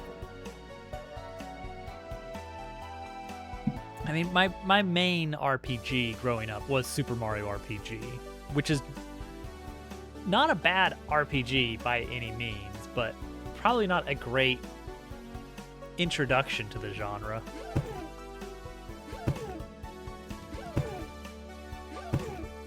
And he pulls a chain. It makes sense. Wait, can we work that in? Like make it a little bit more of an analog system. of just like, no, there's just a bird up there that's supposed to be, I don't know, running on a treadmill to power the elevator. Because that would be pretty funny. Yeah, Flintstone style. And he's got a little house way up top, but he's cornered by these plant creatures, and so you fight them. A little forced battle, nothing hard. Maybe like a little bit more, like a little bit tougher, but not crazy. Like maybe this is the first time we introduce like a third enemy type in this chapter. Like the chapter is going to start with maybe 2 enemy types, and then we introduce a third here or something. I don't know.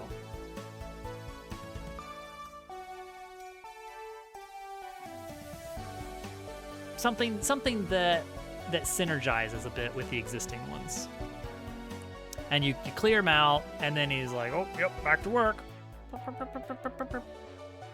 And then the elevator is back where you need it. So yeah, I guess we do a little passageway in the tree. A little spiral staircase, but it happens off screen. Like you just enter and then you warp, and then now you're at the top of the tree. And there's just a little hut up there, but you don't go in it. But it's just you just see a guy, like a little treadmill bird, and I don't know, like there's like a dial that shows like it's like a classic elevator ding ding kind of thing, and he's got like, I don't know, a little TV. He's got a little TV up there with like a really crappy antenna.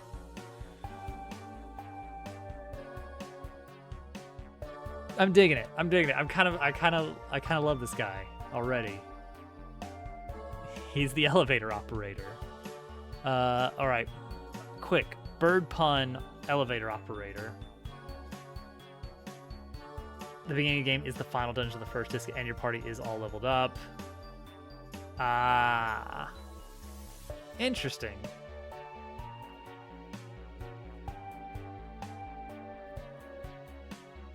So not like a... Wait.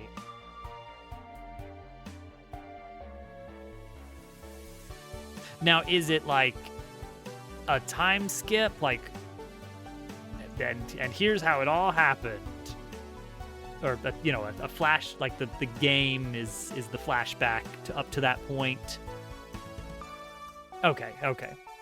Because the alternative is like the Metroid scenario of you are actually at there, and then you are actually kicked out and sent to level 1. It's Metroid style.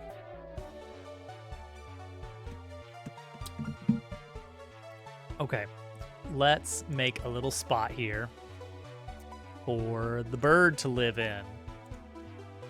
Town Canopy.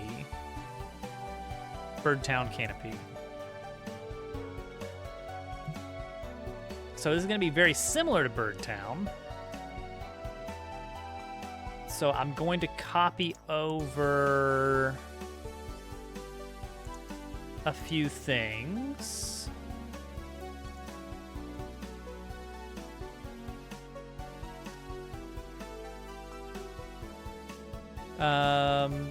Yeah.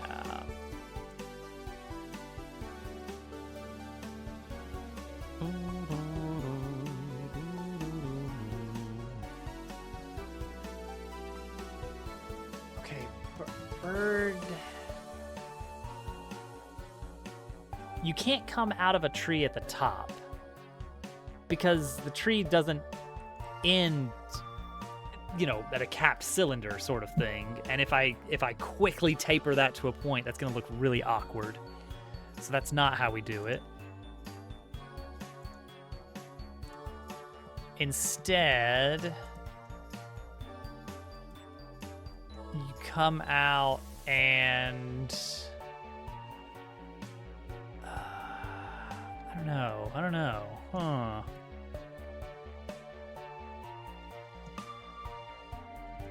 How does this work?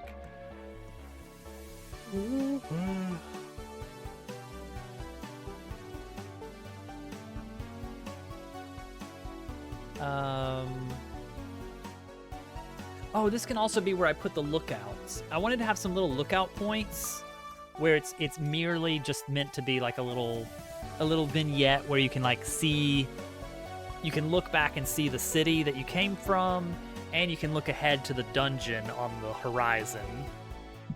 I like both of those things, and I want to have them both. It's not going to be the actual model. We are going to do a little painterly, bit of it. But in order to do that, we have to actually design what the dungeon looks like. A bird's eye view. Okay, elevator operator bird name.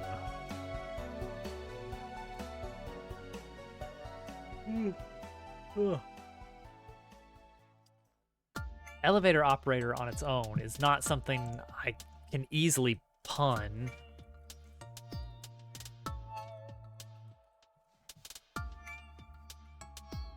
What?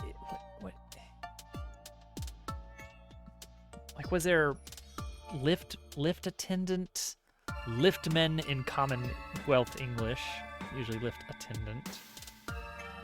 Yeah, just lift attendant is the thing.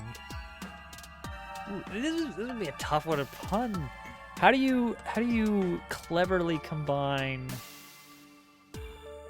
Let's see here. Okay, maybe less focus on. He's not really operating. He's literally operating the elevator, but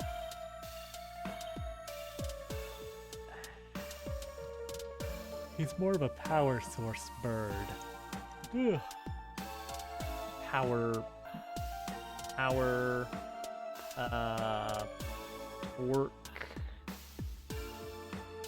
Torque. Pulley. I mean, Pulley sounds like a pretty cute name.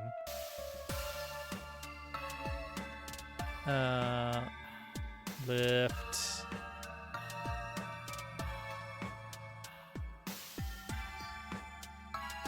Pulley want a cracker? Huh?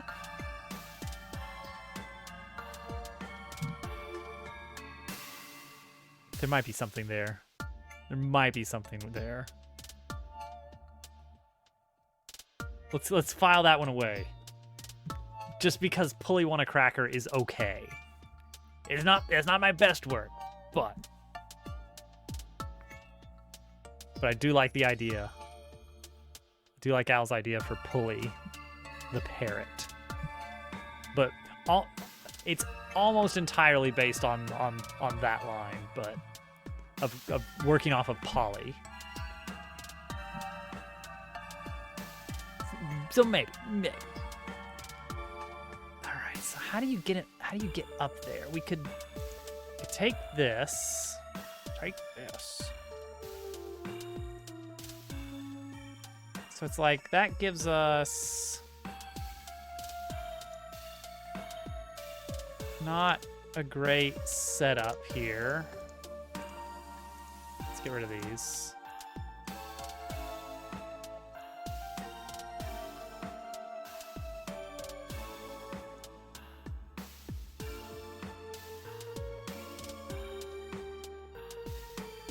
So maybe like,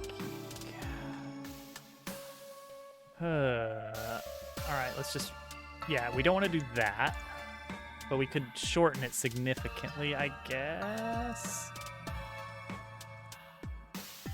Make it a little bit more stout. But then you got this awkward setup, don't you? Of like, hey, this is still huge, but we're at the very top of the tree. What gives?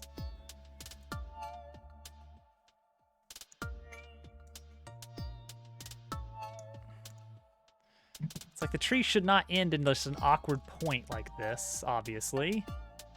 That's not what trees actually do. They branch out. So like, do we do like a bunch of little branches, or just basically keep what we were doing already, but it's slightly more compact up here?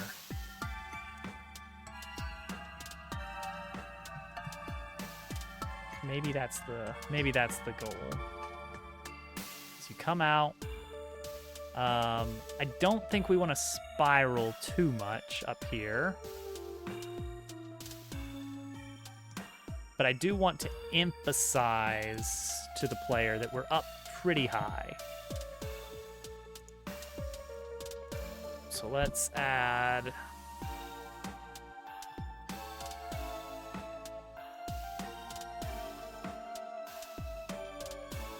This is scaled way too big for this.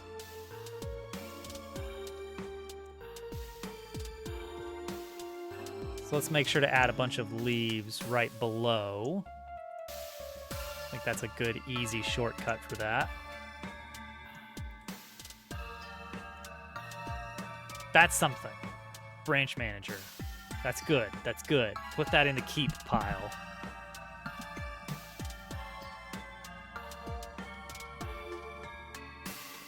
See, now that we're working with birds instead of frogs, that just opens up so many possibilities. It's the vaguest idea of a joke. It's just like, Yeah, it's just floating there. It's like, there's the shape of a joke. I sense it.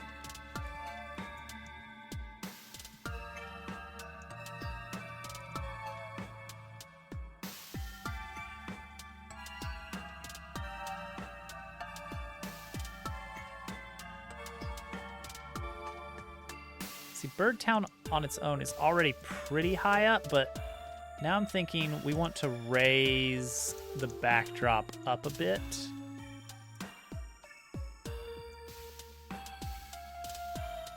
Get rid of birdcage file here. Make it a little bit more amongst the trees. Oh, that's why. That's why I did that.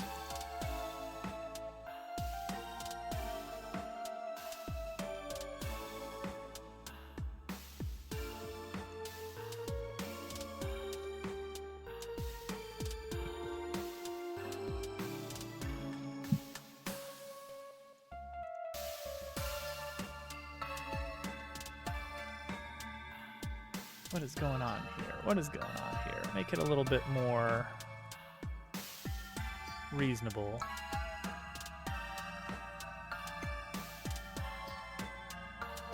Yeah, we're up in the leaves. There's a little bit of sky poking through. A lot of big shadow on the leaves. Oh, that was the reason, it wasn't it? Because I was seeing the shadows on the leaves, and the way it was set up, it wasn't great. But this is much better. Put it on my bill. Waka waka.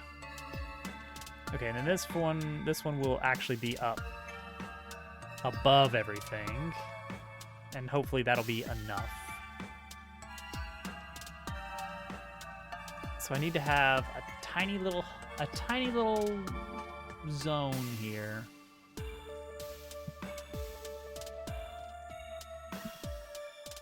I'll work on this one off stream some, I think. Actually, I'm mostly working on the introductory screens off stream. Bill just being the name of a bird, that can work. Winging it. That somehow that's in there. Oh, just winging it.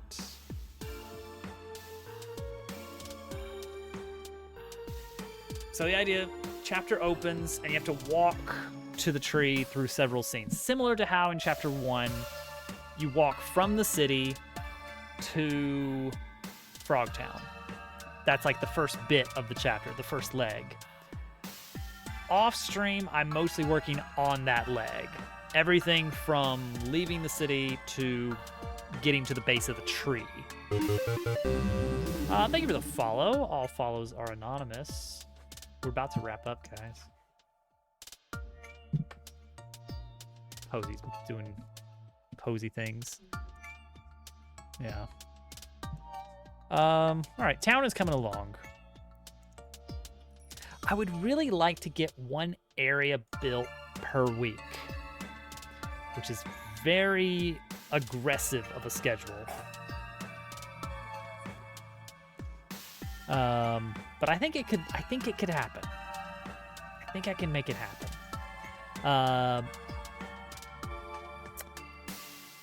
To compare, Chapter 1 had 13 rooms. A bird bath. That could be... I could just throw that in a house or something. I wanted to have, you know, those little, like in a bird cage, little swings that the bird... I want to have one of those somewhere with a little child bird swinging. And I specifically want him to be swinging to the music, which I don't know how easy that is to like grab the current beat of the music, but it's got a good rhythm, so he could be.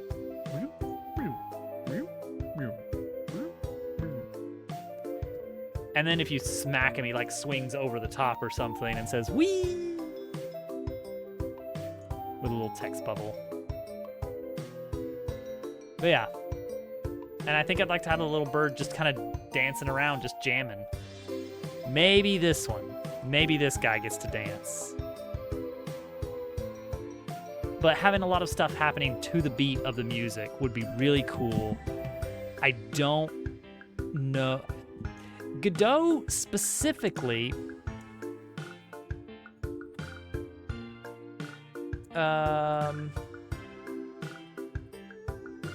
Specifically, Godot has a section where you can set the BPM of a song. I don't know why. I've never actually bothered to stop and think, but why is that? Oh, that might just be for this. That might not be accessible. But if it's not, I could still just kind of approximate it based on the BPM. Because I did have Casual send me the exact BPM for this song, so that I could keep all the little birds in rhythm with their little animations, and it'd be really cute and fun. Yeah, and maybe there's something there with like cuckoo clocks being kind of a thing. I had him add some woodblock to the rhythm to get it kind of a woodsy town. And I think it sounds good for it. Let's raid Imp. We don't get a chance to do that much these days. He's streaming tonight. Let's do an invasion. But yeah, I'm gonna see if we can get one scene done per week on this. Chapter 1 had 14 scenes, but that's cheating. Thank you for the follow. All follows are anonymous. It's cheating because the fort at the end of Chapter 1, that entire fort, with the exception of the boss room, is one scene. And you're not actually transitioning into a new area when you walk off to the next room. It just reloads the same scene, but in a different location.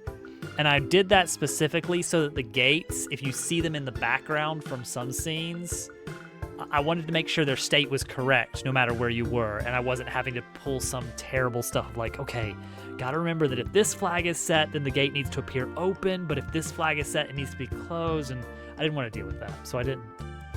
It's all one scene. All right. I'll see you guys Friday. Have a good rest of the week. This is good stuff. Yeah, spin some horses at him. That's perfect. Love it. Let's do that. Bye, everybody.